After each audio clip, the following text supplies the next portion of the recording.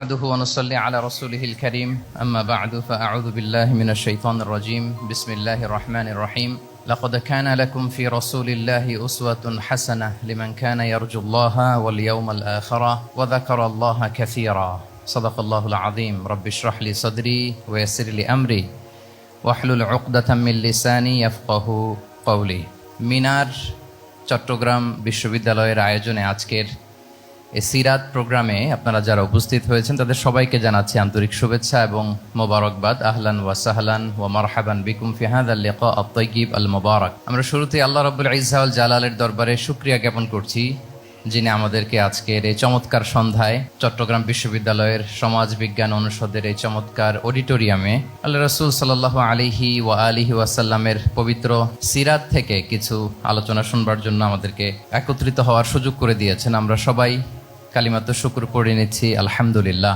যে টপিকটির উপর আজকের সিরাত প্রোগ্রামে কিছু কথা আমি উপস্থাপন করবার চেষ্টা করব সেটা হচ্ছে প্রফেটিক লিডারশিপ, অর্থাৎ নবুবী নেতৃত্ব। আল্লাহ রাসূল সাল্লাল্লাহু আলাইহি ওয়াসাল্লামের নেতৃত্বের ধরন কেমন ছিল, কৌশলগুলো কেমন ছিল, স্ট্র্যাটেজি কেমন ছিল, রূপরেখা কেমন ছিল, এবং সেখান থেকে লেসন নিয়ে বর্তমান নেতৃত্বকে আমরা কিভাবে আরো ডেভেলপ করতে পারি, ইমপ্রুভ করতে পারি, এ নিয়ে সামান্য কিছু কথা আজকের এই প্রোগ্রামে আমি উপস্থাপন করার চেষ্টা করব ইনশাআল্লাহ বিইذنিল্লাহ। তো মূল আলোচনাতে যাওয়ার আগে আমাদের শুরুতে নেতৃত্ব জিনিসটা কি, what is leadership, what is the essence of leadership, এই বিষয়টা ক্লিয়ার হইতে হবে। এটা ক্লিয়ার হলে আমরা পুরো আলোচনাটা খুব ভালো করে উপভোগ করতে পারবো ইনশাআল্লাহ।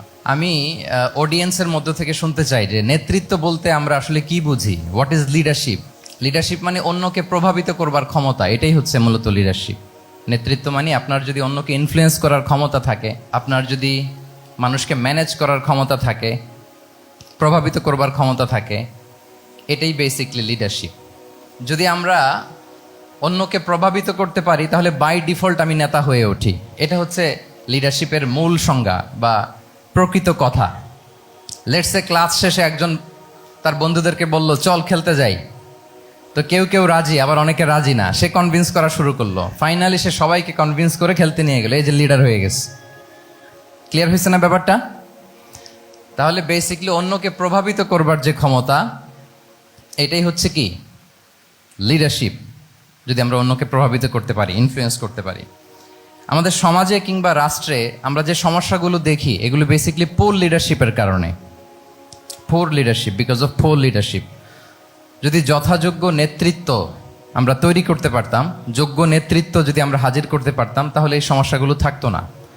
আমরা আল্লাহ রাসূল সাল্লাল্লাহু আলাইহি ওয়া আলিহি ওয়াসাল্লামের নেতৃত্বের গুণাবলীগুলো, যদি ওনার যে লিডারশিপ ট্রেটস, লিডারশিপ ফিচার্সগুলো আছে, এগুলো যদি আমরা খেয়াল করি তাহলে দেখবো যে এগুলো দিয়ে তিনি পুরো একটা জাতি, একটা ভূখণ্ডের জীবনধারা পাল্টে দিয়েছিলেন। তাহলে নেতৃত্বের দিক থেকে অ্যাজ এ লিডার তিনি কতটা সফল, এটা খুব ক্লিয়ার আমাদের কাছে। আমরা এখন দেখার চেষ্টা করব যে রাসূল সাল্লাল্লাহু আলাইহি ওয়াসাল্লামের লিডারশিপটা আসলে কোন ধরনের লিডারশিপ ছিল, কোন ধরনের নেতৃত্ব ছিল, এবং সেখান থেকে বর্তমান সময়ে আমরা কি করে যুগোপযোগী নেতৃত্ব তৈরি করতে পারি। প্রথম যেটা বলতে হবে সেটা হচ্ছে আল্লাহ রাসূল সাল্লাল্লাহু আলাইহি ওয়া আলিহি ওয়াসাল্লামের নেতৃত্বটা ছিল সার্ভেন্ট লিডারশিপ। সার্ভেন্ট লিডারশিপ মানে হচ্ছে কাজের মধ্য দিয়ে নেতা হওয়া। বেসিক্যালি আপনি যখন মানুষের কাজে লাগবেন বা কাজে আসবেন তখনই আপনি নেতা। যদি আপনাকে সমাজে কোনো কাজে না লাগে, সমাজে যদি আপনি রেলেভেন্ট হতে না পারেন, কাউকে সাপোর্ট করতে না পারেন, গাইড করতে না পারেন, তাহলে তো নেতা হয়ে ওঠা আপনার পক্ষে সম্ভব হবে না। তাহলে যদি কাজে লাগা যায় মানুষের, আপনি যদি কাজে লাগেন, আপনি যদি মানুষের উপকারে আসেন, তাহলে by default you are a leader.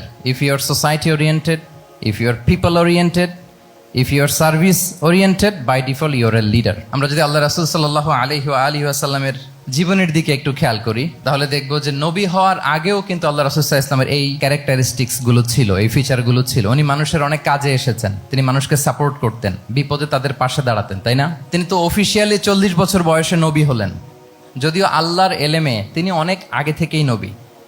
কিন্তু দুনিয়াতে আল্লাহ রাসূল সাল্লাল্লাহু আলাইহি ওয়াসাল্লাম যখন 40 বছর বয়সে উপনীত হলেন, তখনই তো হেরা গুহায় নাজিল হলো ইকরা বিসমি রাব্বিকাল্লাযী খালাক, read in the name of your lord who has created. এই যে 5টা আয়াত নাজিল হলো, উনি নিয়ে আসলেন, কাঁপতে লাগলেন। খাদিজা রাদিয়াল্লাহু তাআলা আনহার কাছে বললেন যে মনে হয় আমি মারা যাব, আমাকে কম্বল চাপা দাও, আমার ভয় লাগছে, আমি কাঁপছি। তখন খাদিজা রাদিয়াল্লাহু তাআলা আনহা ওনাকে আশ্বস্ত করলেন, ওয়াল্লাহি লা ইউখজিকাল্লাহু আবাদা, আপনি ভয় পাবেন না, আল্লাহ আপনাকে অপদস্থ করবেন না। ইন্নাকা লা তাসিলুর রাহিমা ওয়া তাসদুকুল হাদিসা, নিশ্চয়ই আপনি আত্মীয়তার সম্পর্ককে বজায় রাখেন, আপনি সবসময় সত্য কথা বলেন। ওয়া তাহমিলুল কাল্লা, আপনি মানুষের বোঝা বয়ে দেন। ওয়া তাকসিবুল মা'দুমা, যার উপার্জন করার কোনো সক্ষমতা নেই তার জন্য আপনি উপার্জন করেন, তাকে আপনি ফিনান্সিয়াল সাপোর্ট করেন। ওয়া তাকরিউদ দাইফা, আপনি মেহমানকে খাওয়ান। ওয়া তুঈনু আলা নাওয়াইবিল হক, সত্য যেখানে বিপন্ন সেখানে আপনি সত্যের বীর সেনানী হয়ে দাঁড়িয়ে যান। তো এই ফিচার যাদের মধ্যে থাকে এমন ব্যক্তিত্বকে আল্লাহ তাআলা কখনোই অপমান করতে পারেন না। আপনি চিন্তিত হবেন না, ডোন্ট ওয়ারি অ্যাবাউট ইট, কোনো ভয় নাই, কোনো চিন্তা নাই, আপনি আশ্বস্ত হন। তাহলে দেখেন, এই যে 6টা গুণের কথা খাদিজা রাদিয়াল্লাহু তাআলা আনহা বললেন, এগুলো কিন্তু রাসূল সাল্লাল্লাহু আলাইহি ওয়াসাল্লাম নবী হওয়ার আগের গুণ। অর্থাৎ 40 বছর বয়সে তিনি উপনীত হওয়ার আগেই ওনার এই অভ্যেস ছিল যে উনি অন্যের বোঝা বইয়ে দিতে হেল্প করতেন, মানুষকে সাপোর্ট করতেন। যার উপার্জন করার সুযোগ নাই, ক্ষমতা নাই, তাকে তিনি উপার্জন করে দিতেন, মানে তাকে ফিনান্সিয়ালি সাপোর্ট করতেন, মেহমান খাওয়াতেন। তার মানে নবী হওয়ার আগেই উনি জনকল্যাণমূলক কাজে নিজেকে সম্পৃক্ত রেখেছেন। মানুষকে তিনি সাপোর্ট করতেন, মানুষকে হেল্প করতেন, উনি মানুষের কাজে লাগতেন। আর যে মানুষের কাজে লাগে, মানুষের উপকারে আসে, জনকল্যাণমূলক কাজে নিজেকে সম্পৃক্ত রাখে, বাই ডিফল্ট সে নেতা, বাই ডিফল্ট সে কি নেতা হয়ে যায়। তাহলে to serve before to lead, নেতৃত্ব এটা আসলে পজিশনের সাথে সম্পৃক্ত না, ইটস অল অ্যাবাউট ইনফ্লুয়েন্স। আপনার বাবা নেতা ছিল, আপনি ছেলে, তো আপনি নেতা, এটাকে নেতৃত্ব বলে না। আপনি যদি মানুষকে প্রভাবিত করবার ক্ষমতা হাসিল করেন, মানুষের কাজে আসেন, আপনাকে যদি সমাজে কাজে লাগে, আপনি মানুষকে সাপোর্ট করেন, তখন আপনি নেতা হয়ে ওঠেন। তাহলে রাসূল সাল্লাল্লাহু আলাইহি ওয়াসাল্লামের লিডারশিপটা যদি বুঝতে হয়, প্রথম কথা হচ্ছে ওনার লিডারশিপের প্যাটার্নটা ছিল সার্ভেন্ট লিডারশিপ, মানে সার্ভিস দেওয়ার মধ্য দিয়ে উনি নেতা বনে গেছেন। নবী হওয়ার আগেই ওনার মধ্যে এই ট্রেড ছিল, উনি মানুষকে সার্ভিস দিতেন। আরবিতেও একটা কথা আছে, সাইয়্যিদুল কওমি খাদিমুহুম, মানে যিনি সমাজের নেতা তিনি হবে সমাজের সবচেয়ে বড় খাদেম। যিনি নেতা হবেন তিনি সমাজের সবচেয়ে বড় কি হবেন? খাদেম হবেন। আমি টোটাল 12টা পয়েন্ট আলোচনা করবার চেষ্টা করবো ইনশাআল্লাহ। প্রথম পয়েন্টটা হচ্ছে সার্ভেন্ট লিডারশিপ, মানে to serve before to lead. নেতা হওয়ার আগে খাদেম হইতে হবে। কি হইতে হবে? খাদেম হইতে পারলে আপনি বাই ডিফল্ট নেতা। তাহলে আল্লাহ রাসূল সাল্লাল্লাহু আলাইহি ওয়া আলিহি ওয়াসাল্লামের নেতৃত্বের প্রথম কথা হচ্ছে ওনার লিডারশিপ প্যাটার্নটা ছিল সার্ভেন্ট লিডারশিপ, এটা হচ্ছে নাম্বার 1। 2 নাম্বার কথা হচ্ছে নেতৃত্বের জন্য যেটা লাগে সেটা হচ্ছে কম্পিটেন্স। কিছু কম্পিটেন্স লাগে, এর মধ্যে অন্যতম কম্পিটেন্স হচ্ছে অ্যালোকুয়েন্স, বাগ্মিতা, বক্তব্যের পারঙ্গমতা, এটা লাগে। মানে যিনি নেতা হবেন তিনি কথা বলতে জানতে হবে, কথা বলতে পারতে হবে। এবার বলেন তো, আল্লাহ রাসূল সাল্লাল্লাহু আলাইহি ওয়াসাল্লামের এই কোয়ালিটিটা ছিল কি ছিল না? অসাধারণ কমিউনিকেশন স্কিল ছিল আল্লাহ রাসূল সাল্লাল্লাহু আলাইহি ওয়া আলিহি ওয়াসাল্লামের। এবং ওনার পাবলিক স্পিকিং এর যে কি দক্ষতা, আমরা ওনার বিভিন্ন বক্তব্যে, ওনার জুমার খুতবায়, ওনার বিভিন্ন আলোচনায়, বক্তব্যগুলো থেকে আমরা বুঝতে পারি। তাহলে নেতা হইতে হলে তার এলোকোয়েন্স লাগে, বাগ্মিতা লাগে। একজন মানুষ সর্বপ্রথম কোন জিনিসের প্রেমে পড়ে জানেন? কথার প্রেমে পড়ে। কিসের? কথার প্রেমে পড়ে। কথার ধরন, কণ্ঠস্বর, তার অ্যাটিটিউড, তার শব্দের জাদু, এটা মানুষের হৃদয়কে জয় করে ফেলে। আল্লাহ রাসূল সাল্লাল্লাহু আলাইহি ওয়া আলিহি ওয়াসাল্লাম তিনি নিজেও বলেছেন, ওয়া ইন্না মিনাল বায়ানি লা সিহরা, কিছু কিছু বক্তব্যের মধ্যে জাদু আছে। তো রাসূল সাল্লাল্লাহু আলাইহি ওয়াসাল্লামের এই এলোকোয়েন্স ছিল, এলোকোয়েন্স। তিনি বলতেন, উতিতু জাওয়ামিউল কালিম, আল্লাহ তাআলা আমাকে সর্বমর্ম বাচন ভঙ্গির অধিকারী করেছেন। মানে উনি যেটা বলতেন এটা ছিল very precise in wording but comprehensive in meaning. এটার যে দোতনা, এটার যে appeal to the heart of the people, to the heart of the listener, এটা অসাধারণ, মানুষের হৃদয়কে জয় করে ফেলতো। আল্লাহু আকবার। তাহলে নেতা হইতে হইলে তার কমিউনিকেশন স্কিল লাগবে। কি বলেন? লাগবে। এখন নেতা আসছে, উনি বক্তব্য করতে পারতেছে না, তাহলে কি নেতা হইতে পারবে? তাহলে পাবলিক স্পিকিং, কমিউনিকেশন স্কিল, এটা ইটস এ মাস্ট, এটা নেতার লাগবে। যেমনটি রাসূলুল্লাহ সাল্লাল্লাহু আলাইহি ওয়া আলিহি ওয়াসাল্লামের ছিল, উনি সর্বমর্ম বাচন ভঙ্গির অধিকারী ছিলেন। বলতেন কম, কিন্তু এটার অ্যাপিল ছিল অনেক বেশি, এটার ব্যাখ্যা হয়ে যেত অনেক। রাসূল সাল্লাল্লাহু আলাইহি ওয়াসাল্লামের সবচাইতে বড় ভাষণটি ছিল বিদায় হজের ভাষণ, খুব সম্ভবত। ওই ভাষণের টেক্সটগুলোকে যদি একসাথে করা হয়, আমার মনে হয় 10 মিনিটের বেশি লাগবে না ওই টেক্সটগুলো পড়তে। তার মানে সবচাইতে বড় যে ভাষণ ওনার, ওটা কত ছিল? 10 থেকে 12 মিনিটের ভাষণ ছিল। আমরা তো ঘন্টার পর ঘন্টা বক্তব্য করি, তারপরেও তো আমরা মানুষের মনকে খুশি করতে পারি না। উনি সেই যে 1400 বছর আগে 10 মিনিটের একটা ছোট্ট ভাষণ দিলেন, গোটা বিশ্ব আজও হাবুডুবু খায় ওই ভাষণের ভেতর, ঠিক কিনা বলেন? তাহলে উতিতু জাওয়ামিউল কালিম, আমি সর্বমর্ম বাচন ভঙ্গির অধিকারী। সুবহানাল্লাহ, ভেরি প্রেসাইজ এন্ড ক্লিয়ার। কতটা প্রেসাইজ এন্ড ক্লিয়ার ছিল রাসূল সাল্লাল্লাহু আলাইহি ওয়াসাল্লামের বক্তব্য? আম্মা জান আয়েশা রাদিয়াল্লাহু তাআলা আনহা বলেন, লাউ আদ্দাহুল আদ্দু লা আহসাহু, তিনি যখন বক্তব্য করতেন, কেউ যদি চাইতো যে দেখি কয়টা শব্দ বললেন বক্তব্যে, কয়টা বাক্য বললেন, চাইলে মুহূর্তে গুনে ফেলা যেত সেটা। এত প্রেসাইজ এন্ড ক্লিয়ার বক্তব্য ছিল যে তিনি কয়টা বাক্য ব্যবহার করেছেন, কয়টা শব্দ ইউজ করেছেন এই বক্তব্যে, চাইলে যে কেউ গুনে ফেলতে পারত। এবং তিনি খুবই শুদ্ধ আরবিতে কথা বলতেন, আফসাহুল লিসান ছিলেন। বিশুদ্ধ ভাষায় কথা বলতে পারা এটা অনেক জরুরি। রাসূল সাল্লাল্লাহু আলাইহি ওয়াসাল্লাম অত্যন্ত বিশুদ্ধ আরবিতে কথা বলতেন, এবং বিশুদ্ধ আরবি জানাটা বা বিশুদ্ধ ভাষাটা এত জরুরি যে আল্লাহ তাআলা তার প্রিয় হাবিবকে এই বিশুদ্ধ ভাষা শেখানোর জন্য মায়ের বুকের দুধ খাওয়া থেকে বঞ্চিত রেখেছিলেন। আমি আবারও বলছি, বিশুদ্ধ ভাষাটা এত জরুরি যে আল্লাহ তাআলা তার প্রিয় হাবিবকে মায়ের বুকের দুধ থেকে বঞ্চিত রেখেছেন শুধু বিশুদ্ধ ভাষার জন্য। তিনি কিন্তু মায়ের বুকের দুধ খেতে পারেন নাই। হালিমাতু সাদিয়ার সাথে সেই বনু সাদ গোত্রে চলে গিয়েছেন, সেখানে ছিলেন। হালিমাতু সাদিয়া ওনাকে দুধ খাইয়েছেন। এরপরে যখন মরুভূমির চমৎকার পরিবেশে একেবারে বিশুদ্ধ আরবি তিনি শিখেছেন, আবার শিশু মুহাম্মদ সাল্লাল্লাহু আলাইহি ওয়াসাল্লামকে তিনি তার মায়ের কাছে ফিরিয়ে দিয়েছেন। তাহলে চিন্তা করে দেখেন যে বিশুদ্ধ ভাষার জন্য মায়ের বুকের দুধকে স্যাক্রিফাইস করা হয়েছে। আল্লাহু আকবার। তাহলে আম্মা জান আয়েশা রাদিয়াল্লাহু তাআলা আনহা বলতেন, লাউ আদ্দাহুল আদ্দু লা আহসাহু, চাইলে যে কেউ গুনতে পারতো যে তিনি প্রিয় নবীজি কয়টা বাক্য বললেন, কয়টা শব্দ, এত প্রিসাইজ এন্ড ক্লিয়ার ছিল। অন্য বর্ণনায় এসেছে, কানা ইয়াতাকাল্লামু বিকালামিন বাইনাহু ফাসলুন, তিনি এমন ভাবে কথা বলতেন, কথার মাঝখানে মাঝখানে পজ দিতেন। কি দিতেন? পজ দিতেন, মানে একটু থামতেন যাতে করে শ্রোতারা বুঝতে পারে।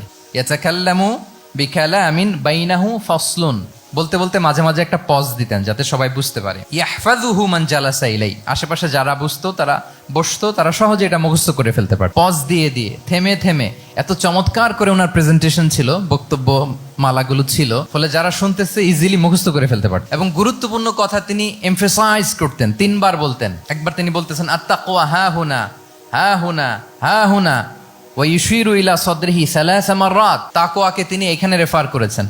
আমরা তো মনে করি তাকওয়া সব ঢুকে গেছে এইখানে, তাকওয়া ঢুকে গেছে টুপিতে, তাকওয়া ঢুকে গেছে জামাতে, এগুলো তাকওয়ার একটা নমুনা। কিন্তু আল্লাহ রাসূল সাল্লাল্লাহু আলাইহি ওয়াসাল্লাম বলেছেন তাকওয়া এখানে এখানে এখানে, এভাবে 3 বার তিনি ইঙ্গিত করেছেন। গুরুত্বপূর্ণ কথাকে তিনি এভাবে এমফাসাইজ করতেন। মাঝে মাঝে এমন আবেগঘন বক্তব্য উপস্থাপন করতেন, সাহাবারা অশ্রুসিক্ত হতো। ওয়াজিলাত মিনহাল কুলুব যারাফাত মিনহাল উয়ুন, সাহাবারা বলতেন যে আমরা অশ্রুসিক্ত হতাম, আমাদের হৃদয় বিগলিত হতো। এত চমৎকার মর্মস্পর্শী বক্তব্য তিনি করতেন। এটা প্রেক্ষাপটের আলোকে। আবার যুদ্ধের ময়দানে যখন কমান্ড করতেন, তখন আলা সাউতু ওয়াশতাদ্দা গদাবু, তিনি রেগে যেতেন, উঁচু কণ্ঠে তিনি কথা বলতেন, মনে হচ্ছে একজন সেনাবাহিনীর কমান্ডার তার ব্যাটালিয়নকে কমান্ড করছেন। আল্লাহু আকবার। তাহলে বক্তব্যের যত দিক হতে পারে, স্লো মোশনে তেজস্বী বক্তব্য, খুব জ্বালাময়ী বক্তব্য, আবার মর্মস্পর্শী বক্তব্য, সব ধরনের বক্তব্য তিনি করতেন। সুবহানাল্লাহ। তাহলে এলোকোয়েন্স, 2 নাম্বার হচ্ছে এলোকোয়েন্স। কম্পিটেন্সের খুব গুরুত্বপূর্ণ একটা অংশ হচ্ছে এলোকোয়েন্স, বাগ্মিতা। এটা একজন নেতার থাকা চাই। কি বলেন? একজন নেতার এরকম বক্তব্য দিতে জানতে হবে না? আল্লাহ রাসূল সাল্লাল্লাহু আলাইহি ওয়া আলিহি ওয়াসাল্লাম তিনি ঠিক এইভাবে বক্তব্য করতেন। মাঝে মাঝে তিনি ইমোশনাল ইন্টেলিজেন্স ইউজ করতেন, মানে আবেগ অনুভূতিকে নাড়িয়ে দিয়ে শ্রোতাকে প্রভাবিত করে ফেলা। স্পিরিচুয়াল ইন্টেলিজেন্স বা ইমোশনাল ইন্টেলিজেন্স তিনি বক্তব্যের মধ্যে ব্যবহার করতেন। এমনভাবে তিনি নাসিহাত করতেন, এমনভাবে কথা বলতেন, মানুষের আবেগ অনুভূতিকে তিনি নাড়িয়ে দিতেন। আল্লাহু আকবার। ছোট্ট একটা উদাহরণ এখানে আমি হাজির করি। আপনারা হুনাইনের যুদ্ধের কথা নিশ্চয়ই শুনেছেন। কত হিজরিতে হয়েছিল? 8ম হিজরি। তার মানে মক্কা বিজয়ের ইমিডিয়েট পরেই, কয়েক সপ্তাহ পরেই তো হুনাইনের যুদ্ধ হয়েছিল। তো এই হুনাইনের যুদ্ধে অনেক ওয়ার বুটিজ মুসলমানদের করতলগত হয়েছিল, মানে অনেক গানিমাত, অনেক সম্পদ ওনারা যুদ্ধ শেষে যুদ্ধলব্ধ সম্পদ হিসেবে পেয়েছিলেন। 24,000 উট, প্রায় 40,000 ভেড়া, এত পরিমাণ গানিমত যখন রাসূল সাল্লাল্লাহু আলাইহি ওয়াসাল্লাম পেলেন, তিনি এগুলো বন্টন করতে শুরু করলেন। কিন্তু রাসূল সাল্লাল্লাহু আলাইহি ওয়াসাল্লাম তিনি বন্টন করতে যে আনসারী সাহাবীদেরকে, অর্থাৎ মদিনার যে সাহাবারা, তাদেরকে কিছুই দিলেন না, বরং তিনি মক্কার সাহাবাদেরকে দিলেন, অন্যান্য গোত্রের লোকদেরকে দিলেন, আশেপাশের সবাইকে দিলেন, কিন্তু দিলেন না কাদেরকে? আনসারী সাহাবীদেরকে। ফলে এত বিশাল ওয়ার বুটিজ, এর মধ্যে থেকে কিছুই আনসারীরা পেল না। ওনাদের মধ্যে ক্ষোভের জন্ম নিল। ক্ষোভ থেকে ওনারা সমালোচনা করতে আরম্ভ করলেন আল্লাহ রাসূল সাল্লাল্লাহু আলাইহি ওয়াসাল্লামের। এবং সমালোচনা করতে করতে এটা এমন পর্যায়ে চলে গেল, এক পর্যায়ে তারা বলতে আরম্ভ করলো যে আমরা ওনার জন্য জান দিলাম, জীবন দিলাম, আজকে উনি এত সম্পদ পেয়ে সব নিজ এলাকার লোকদের মাঝে বন্টন করে দিল, এটা কি ঠিক করলো উনি? আল্লাহর নবীকে ক্ষমা করুক। মানে কেমন যেন রাসূল একটা ভুল করে ফেলছেন, রাসূল সাল্লাল্লাহু আলাইহি ওয়াসাল্লাম ওনাদেরকে দিতে বাধ্য ছিলেন, এটা যেহেতু দেন নাই, আল্লাহ তার রাসূলকে ক্ষমা করুক, এরকম একটা কথা তারা বলে ফেললেন। এটা তো অনেক বড় কথা। আল্লাহ রাসূল সাল্লাল্লাহু আলাইহি ওয়া আলিহি ওয়াসাল্লাম যখন এই কথা শুনলেন, তখন তিনি আনসারী সাহাবীদেরকে জড়ো করে একটা গেট টুগেদার করে এমন ইমোশনালি ওনাদেরকে কাবু করলেন, ইমোশনাল ইন্টেলিজেন্স ইউজ করলেন। এখানে তারা এসেছিল ক্ষোভ নিয়ে, অসন্তোষ নিয়ে, পরে সবাই কান্না করে রাসূল সাল্লাল্লাহু আলাইহি ওয়াসাল্লামের কাছে ক্ষমা চেয়ে সেই মজলিস থেকে উঠতে বাধ্য হয়েছে। তিনি সবাইকে ডেকে বললেন, ইয়া মা'আশারাল আনসার আলাম আতিকুম দুল্লালান ফাহাদাকুমুল্লাহ ওয়া আলাতান ফাআগনাকুমুল্লাহ ওয়া আ'দাআন ফাআল্লাফাল্লাহু বাইনা কুলুবিকুম। চমৎকার চমৎকার এক্সপ্রেশন যে ওহে আনসাররা, আমি কি তোমাদেরকে পথভ্রষ্ট পাইনি, পথহারা পাইনি? আমার ওসিলায় তোমরা হেদায়েতের দেখা পেয়েছো। আমি কি তোমাদেরকে নিঃস্ব পাইনি? আমার ওসিলায় তোমরা সমৃদ্ধ হয়েছে, সম্পদশালী হয়েছে। আমি কি তোমাদেরকে যুদ্ধরত অবস্থায় পাইনি? আউস খাজরাজ তোমরা তো ফাইট করতেছিলে ইচ আদার। আমি যে তোমাদের মধ্যে সম্প্রীতি আর ভালোবাসার মেলবন্ধনে তোমাদেরকে একত্রিত করে দিলাম। আওয়াজাতুম ফি আনফুসিকুম ফি লুআআতিম মিনাদ দুনিয়া। আর দুনিয়ার সামান্য কিছু জিনিসের কারণে তোমরা মনে কষ্ট পাচ্ছ, যেটা দিয়ে আমি কিছু মুসলিমদের হৃদয়কে আকৃষ্ট করছিলাম। তা আল্লাফতু বিহা কওমান লিউসলিমু ও ওয়াকালতুকুম ইলা ইসলামিকুম। আমি কিছু মুসলিমদেরকে এগুলো দিয়ে তাদের হৃদয়টাকে ইসলামের প্রতি আরো অ্যাট্রাক্টেড করতেছিলাম। আর তোমাদেরকে তোমাদের ইসলামের উপরই আমি ছেড়ে দিয়েছি। আমি জানি আমার আনসাররা, তাদের হৃদয়ে যে ইসলাম আছে এটাই তাদের জন্য যথেষ্ট। আমা তারদাউনা আইয়াযহাবান নাসু বিশ-শাতি ওয়াল বাঈর ওয়া তারজিউনা বিরাসূলিল্লাহি ফি রিহালিকুম। Won't you be happy that people go back to their country with sheep and camel and you go back to your country with Rasulullah? Allahu Akbar। তোমরা কি এতে খুশি হবে না? মানুষ উট আর ভেড়া নিয়ে তাদের এলাকায় ফিরবে আর তোমরা আল্লাহর রাসূলকে নিয়ে তোমাদের এলাকায় ফিরবে। এরকম একটার পর একটা ইমোশনালি রাসূল সাল্লাল্লাহু আলাইহি ওয়াসাল্লাম যখন আনসার সাহাবীদেরকে কাবু করতে লাগলেন, ওনারা এমনভাবে কান্নার রোল জুড়ে দিল, এমনভাবে অনুতপ্ত হলো, কাঁদতে শুরু করলো। পরে এরা বলতে আরম্ভ করলো, আমি তো 2-1টা বাক্য বললাম, লম্বা চূড়া মন মাতানো বক্তব্য, হৃদয় স্পর্শী বক্তব্য। তারা বললো, ইয়া রাসূলুল্লাহ, আমরা শুধু আপনাকে পেয়েই খুশি।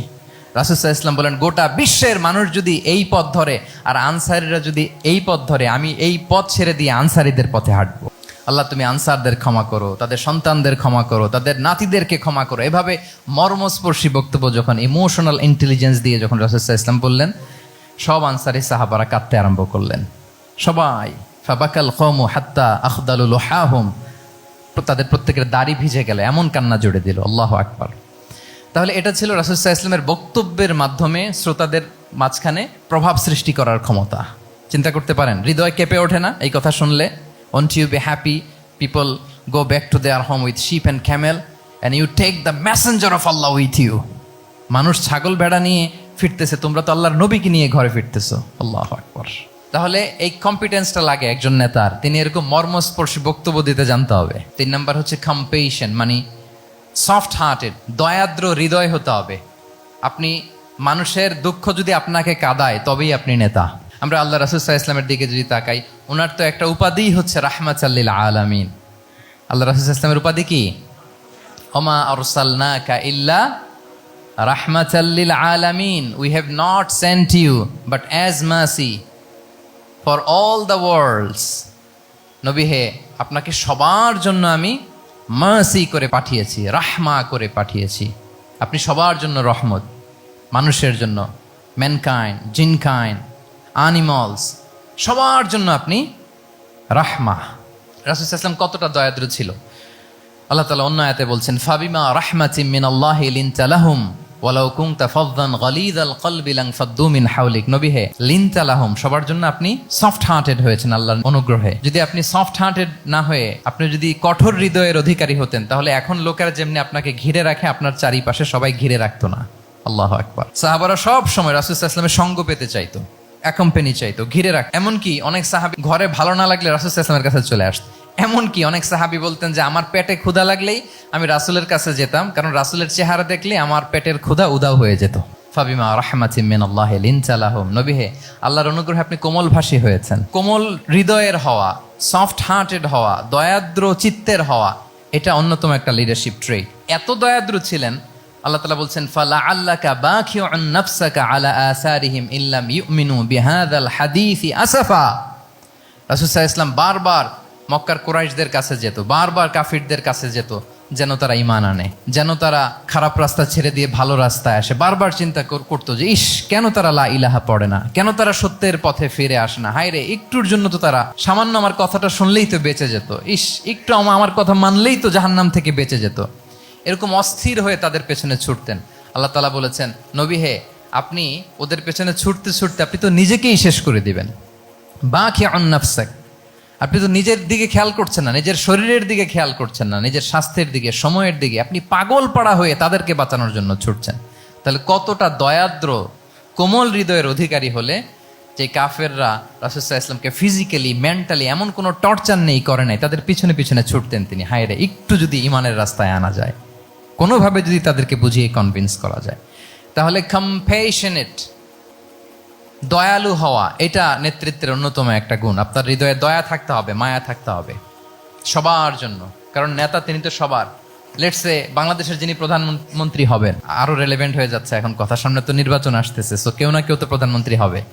তো উনি যখন প্রধানমন্ত্রী হবে ধরেন, তো উনি কি শুধু ওনার দলের প্রধানমন্ত্রী হবেন?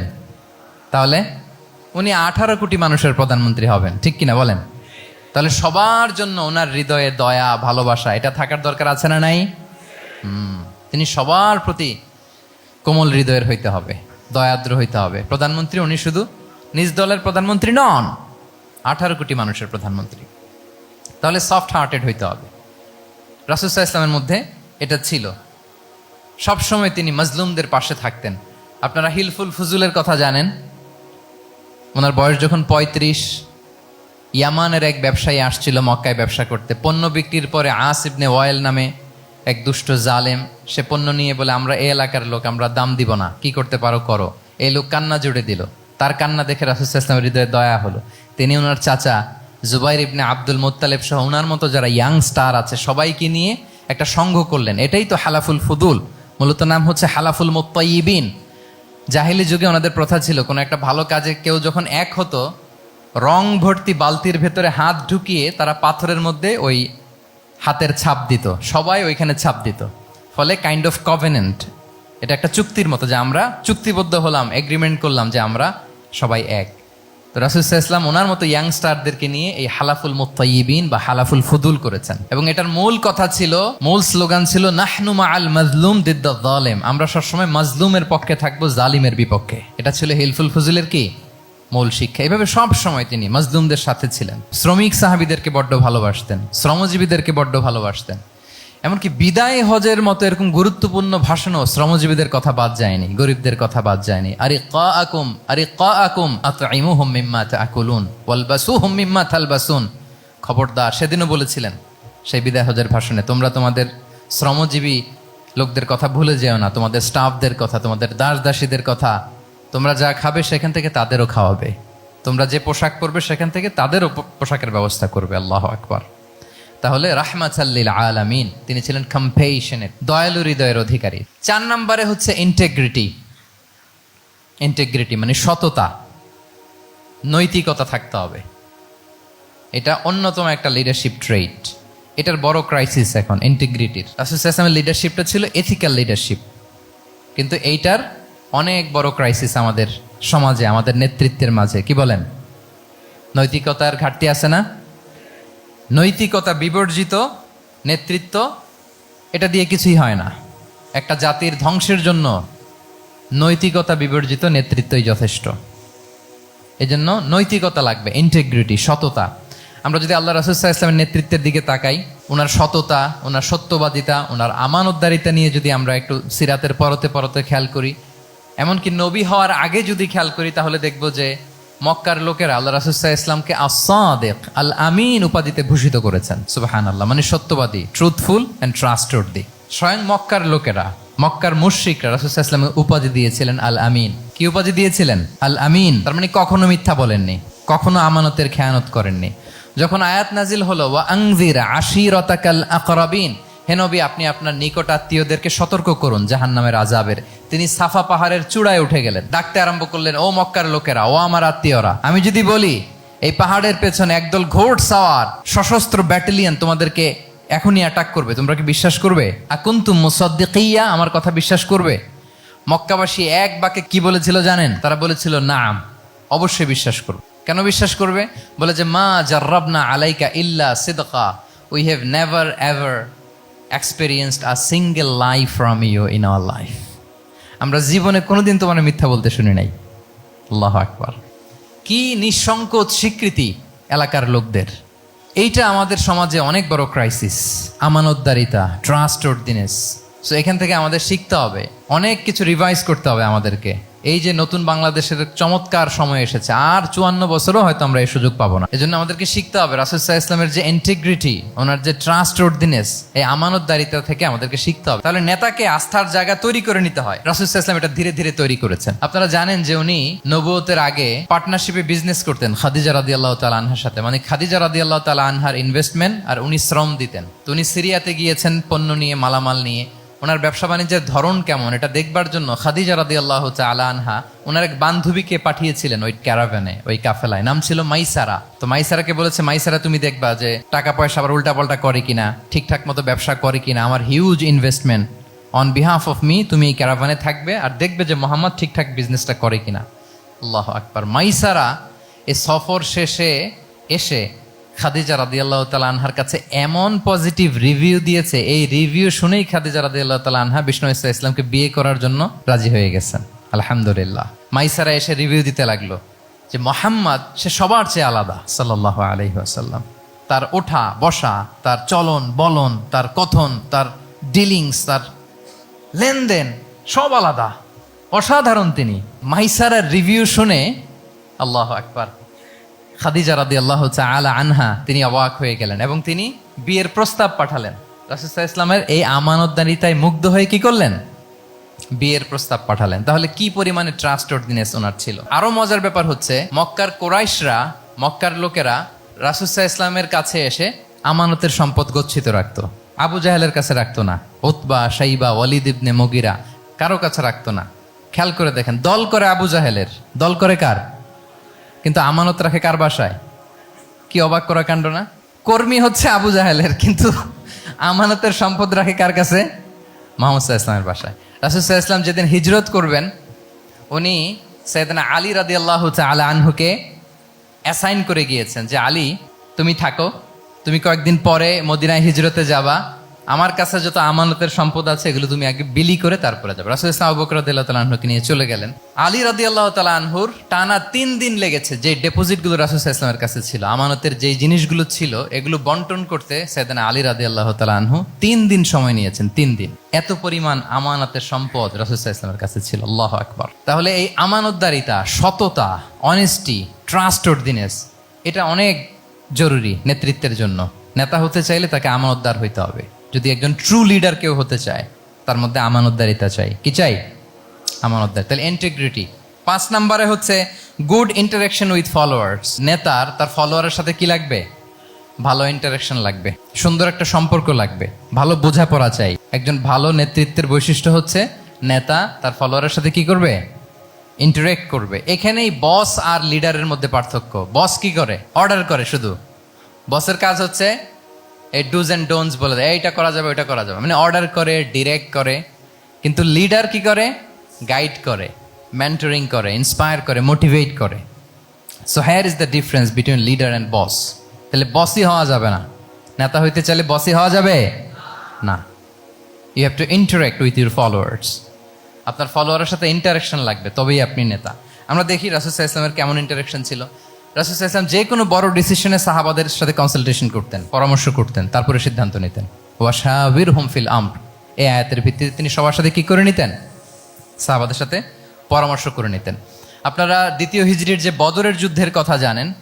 বদরের প্রান্তরটা মদিনা থেকে প্রায় 130 কিলো দক্ষিণ পশ্চিমে। তো ওখানে গেলেন মদিনা থেকে। তিনি যাওয়ার পরে এক জায়গায় তিনি সেনা ক্যাম্প স্থাপন করলেন। স্থাপন করার পরে হাব্বাব ইবনুল মুনজির রাদিয়াল্লাহু তাআলা আনহু তিনি জিজ্ঞেস করলেন, ইয়া রাসূলুল্লাহ, এই যে আপনি এই জায়গায় বদরের প্রান্তরে সেনা শিবির স্থাপন করলেন, সেনা ক্যাম্প স্থাপন করলেন, এটা কি আল্লাহর দেখিয়ে দেয়া কোনো জায়গা নাকি আপনার ইচ্ছায়? তিনি বললেন, আমানজিলান আনসালাকাল্লাহু লাইসা লানা আন নাতাকদ্দামাহু ওয়ালা নাতাআখারা আনহু। এটা কি একেবারে ফিক্সড আল্লাহর পক্ষ থেকে ওহী যে এখানেই শিবির স্থাপন করতে হবে? নাকি আমহুয়া রাই ওয়াল হারবু ওয়াল মাকিদা, নাকি এটা যুদ্ধের কৌশল হিসেবে আপনি নিজ থেকে করেছেন? রাসূল সাল্লাল্লাহু আলাইহি ওয়াসাল্লাম বললেন, না, এটা কোনো ওহী না। আমার কাছে মনে হয়েছে, আমার যে অ্যানালিসিস, আমার মনে হয়েছে বদরের যুদ্ধে এখানেই আমাদের পজিশনিংটা হইলে ভালো হয়। হাব্বাব ইবনে মুনযির রাদিয়াল্লাহু তাআলা আনহু বলেন, না, ইযান লাইসা হাযা বিমানসিল ইয়া রাসূলুল্লাহ, তাহলে এইখানে যদি আপনার নিজ থেকে আপনি এটা ডিসাইড করেন, আমি আপনার অনুমতিক্রমে বলতে চাই ইয়া রাসূলুল্লাহ, এটা সুন্দর জায়গা হয়নি। সুন্দর জায়গা হয়নি, তাহলে কোথায়? হাব্বাব বললেন, ওইখানে, ওই যে বদরের একটা কুয়া আছে, এখানে পানির সোর্স আছে, আমরা যদি ওইখানে একটা ব্লকেট দিয়ে দাঁড়াতে পারি, তাহলে কোরাইশরা এসে আর পানি খেতে পারবে না, ওরা পানি না খেয়েই মরবে, যুদ্ধেও মরবে, পানির অভাবেও মরবে। আল্লাহু আকবার। এক মুহূর্ত দেরি করলেন না রাসূল সাল্লাল্লাহু আলাইহি ওয়াসাল্লাম, এই অপিনিয়ন পাওয়ার সাথে সাথেই বললেন, এই সেনা ক্যাম্প এখান থেকে উঠে হাব্বাব যেখানে বলেছে ওইখানে যে সেনা শিবির স্থাপন করো। এক সেকেন্ডও দেরি করেন নাই। তাহলে কোনো ইগোইস্টিক ঝামেলা ছিল না, ভেরি অ্যাকোমোডেটিভ ছিলেন রাসূল সাল্লাল্লাহু আলাইহি ওয়াসাল্লাম। আমরা অনেক সময় নতুন কোনো কথা শুনলে, কোনো রিফর্ম শুনলে, শ্রোতাদের মধ্যে থেকে কিছু একটা শুনলে আটকে উঠি, চেঞ্জ করতে চাই না, রিজিড হয়ে থাকে। এই রিজিডিটি রাসূল সাল্লাল্লাহু আলাইহি ওয়াসাল্লামের মধ্যে ছিল না, ভেরি অ্যাকোমোডেটিভ ছিলেন, ইজিলি ওপেন আপ করতে পারতেন। মুহূর্তেই বলেন, ঠিক আছে, আমি যেখানে করেছি আসলে ঠিক হয় না, হাব্বাব যেখানে বলেছে সবাই ওখানে যে সেনা ক্যাম্প স্থাপন করো। আল্লাহু আকবার। উনি চাইলে বলতে পারতেন, এই হাব্বাব, তুমি কি আমার চেয়ে বেশি বুঝো? আমি তো নবী, তুমি আমার উম্মাহ, আমার কাছে ওহী আসে। কোনো ধরনের আর্গুমেন্টে না যে সরাসরি রাসূল সাল্লাল্লাহু আলাইহি ওয়াসাল্লাম এটাকে মেনে নিলেন। আল্লাহু আকবার। তাহলে এই যে ইন্টারাকশন দেখেন, কত চমৎকার ইন্টারাকশন ছিল সাহাবীদের সাথে রাসূলুল্লাহ সাল্লাল্লাহু আলাইহি ওয়া আলিহি ওয়াসাল্লাম। তাহলে good interaction with your followers, এটা জরুরি। আমরা যদি খন্দকের ঘটনা দেখি, খন্দকের যে পরীক্ষা খনন করা হয়েছিল, এটা কিন্তু কোনো মদিনার বা মক্কার কোনো আরাবিয়ান সাহাবাদের কাছ থেকে এই পরামর্শ আসেনি। এসেছে কার কাছ থেকে? সালমান আল ফারিসি। বাড়ি কই? সেই ইরান, ইয়ামান না, ইরানে। উনি হি ওয়াজ পার্সিয়ান, উনি ইরান থেকে আসছে। তাহলে ইজিলি তিনি সাহাবীদের কাছ থেকে চমৎকার অপিনিয়ন আসলে সেটাকে পিক করতেন এবং তাদের সাথে চমৎকার ইন্টারাকশন ছিল। সাহাবীদের সাথে, ফলোয়ারদের সাথে ওনার কতটা গভীর ইন্টারাকশন ছিল, ছোট্ট একটা হাদিস বলে, হাদিসটা সহিহ, মুসনাদে আহমদ ইবনে হাম্বালে এসছে। আমি এই পয়েন্টটা শেষ করছি। রাসূল সাল্লাল্লাহু আলাইহি ওয়াসাল্লামের যুগে এক সাহাবী ছিল, তার নাম ছিল জাহির ইবনে হারাম আল আশজাঈ। জাহির, সাহাবীর নাম কি? সবাই বলুন, কি নাম? জাহির রাদিয়াল্লাহু তাআলা আনহু। উনি মদিনায় থাকতেন না, উনি মরুপল্লীতে থাকতেন, মানে বেদুইন ছিলেন আর কি। মদিনা তো শহর, সিটি, উনি সিটিতে থাকতেন না, উনি থাকতেন মরুপল্লীতে। ওখানে তিনি অর্গানিক ফলমূল, শাকসবজি চাষ করতেন। রাসূল সাল্লাল্লাহু আলাইহি ওয়াসাল্লাম ওনার এই অর্গানিক ফলমূল আর শাকসবজি খুব পছন্দ করতেন। ফলে উনি প্রায় সেই মরুপল্লী থেকে রাসূল সাল্লাল্লাহু আলাইহি ওয়াসাল্লামের জন্য অর্গানিক ফ্রেশ ফ্রুট আর শাকসবজি মদিনায় নিয়ে আসতেন এবং এগুলো ফ্রিতে দিতেন রাসূল সাল্লাল্লাহু আলাইহি ওয়াসাল্লামকে অ্যাজ এ গিফট। উপহার হিসেবে রাসূল সাল্লাল্লাহু আলাইহি ওয়াসাল্লামকে মরুপল্লী থেকে চাষ করে আনা ফলমূল শাকসবজি দিতেন। আর কিছু শাকসবজি ফলমূল তিনি মদিনার বাজারে বিক্রি করতেন। তো একবার তিনি এসে রাসূল সাল্লাল্লাহু আলাইহি ওয়াসাল্লামকে অর্গানিক এই ফ্রুটগুলো দিয়ে বাকিগুলো মদিনার বাজারে বিক্রি করতেছেন। রাসূলুল্লাহ সাল্লাল্লাহু আলাইহি ওয়া আলিহি ওয়াসাল্লাম বাজার ভ্রমণে গেলেন, যে দেখে ওই তো জাহির, উনি আবার কানা রজুলান দামিমান, একটু কুৎসিত দেখতে, একটু খাটো কুৎসিত শ্যামবর্ণের ছিলেন। তো ওনাকে দেখেই রাসূল সাল্লাল্লাহু আলাইহি ওয়াসাল্লাম পিছন থেকে এরকম ঝাপটে ধরলেন। উনি তো দেখতে পারতেছেন না কে ধরলো। উনি বলে, মান হাদা আরসিলনি, এই ছাড়ো ছাড়ো, কে কে, এই কোন লোক আমারে ধরলো, ছাড়ো ছাড়ো করে অস্থির। যখন পিছনে ফিরে দেখে আল্লাহ রাসূল সাল্লাল্লাহু আলাইহি ওয়াসাল্লাম, এখন আর ছাড়াছাড়ি করে না, এখন ওনার পিঠটা রাসূল সাল্লাল্লাহু আলাইহি ওয়াসাল্লামের বুক মোবারকের দিকে আরো লাগাই দিচ্ছে এইভাবে। সুবহানাল্লাহ। এতক্ষণ বলে, এই কে, ছাড়ো ছাড়ো। যখন দেখে রাসূল সাল্লাল্লাহু আলাইহি ওয়াসাল্লাম এখন আর তাড়াহুড়ো করতেছে না, এখন ওনার পিঠটা রাসূল সাল্লাল্লাহু আলাইহি ওয়াসাল্লামের বুক মোবারকের সাথে আরো ঠেলে দিচ্ছে। রাসূল সাল্লাল্লাহু আলাইহি ওয়াসাল্লাম এবার মজার ছলে বললেন, মাইয়াশতারি হাযাল আব, ফান করে বলতেছেন, এই একটা দাস আছে আমার কাছে, এই লোকটারে কে কিনবে, আমি বেচবো। জাহির রাদিয়াল্লাহু তাআলা আনহু বলেন, ইয়া রাসূলুল্লাহ, ইদান ওয়াল্লাহি তাজিদুনি কাসিদান, আমি কালো মানুষ, আমি সস্তা মানুষ, আমারে বেচলে বেশি দাম পাবেন না আপনি, আমি তো সস্তা মানুষ ইয়া রাসূলুল্লাহ। রাসূল সাল্লাল্লাহু আলাইহি ওয়াসাল্লাম বললেন, আনতা লাস্তা ইনদাল্লাহি কাসিদ ইয়া জাহির, হে জাহির, তুমি আল্লাহর কাছে সস্তা নও, আনতা ইনদাল্লাহি গালি, তুমি আল্লাহর কাছে বড্ড দামি। তোমার স্কিন ব্রাইট কালার না, তুমি কুৎসিত, তুমি দুনিয়াতে সস্তা হতে পারো, কিন্তু আমার আল্লাহর দরবারে তুমি কভু সস্তা নও।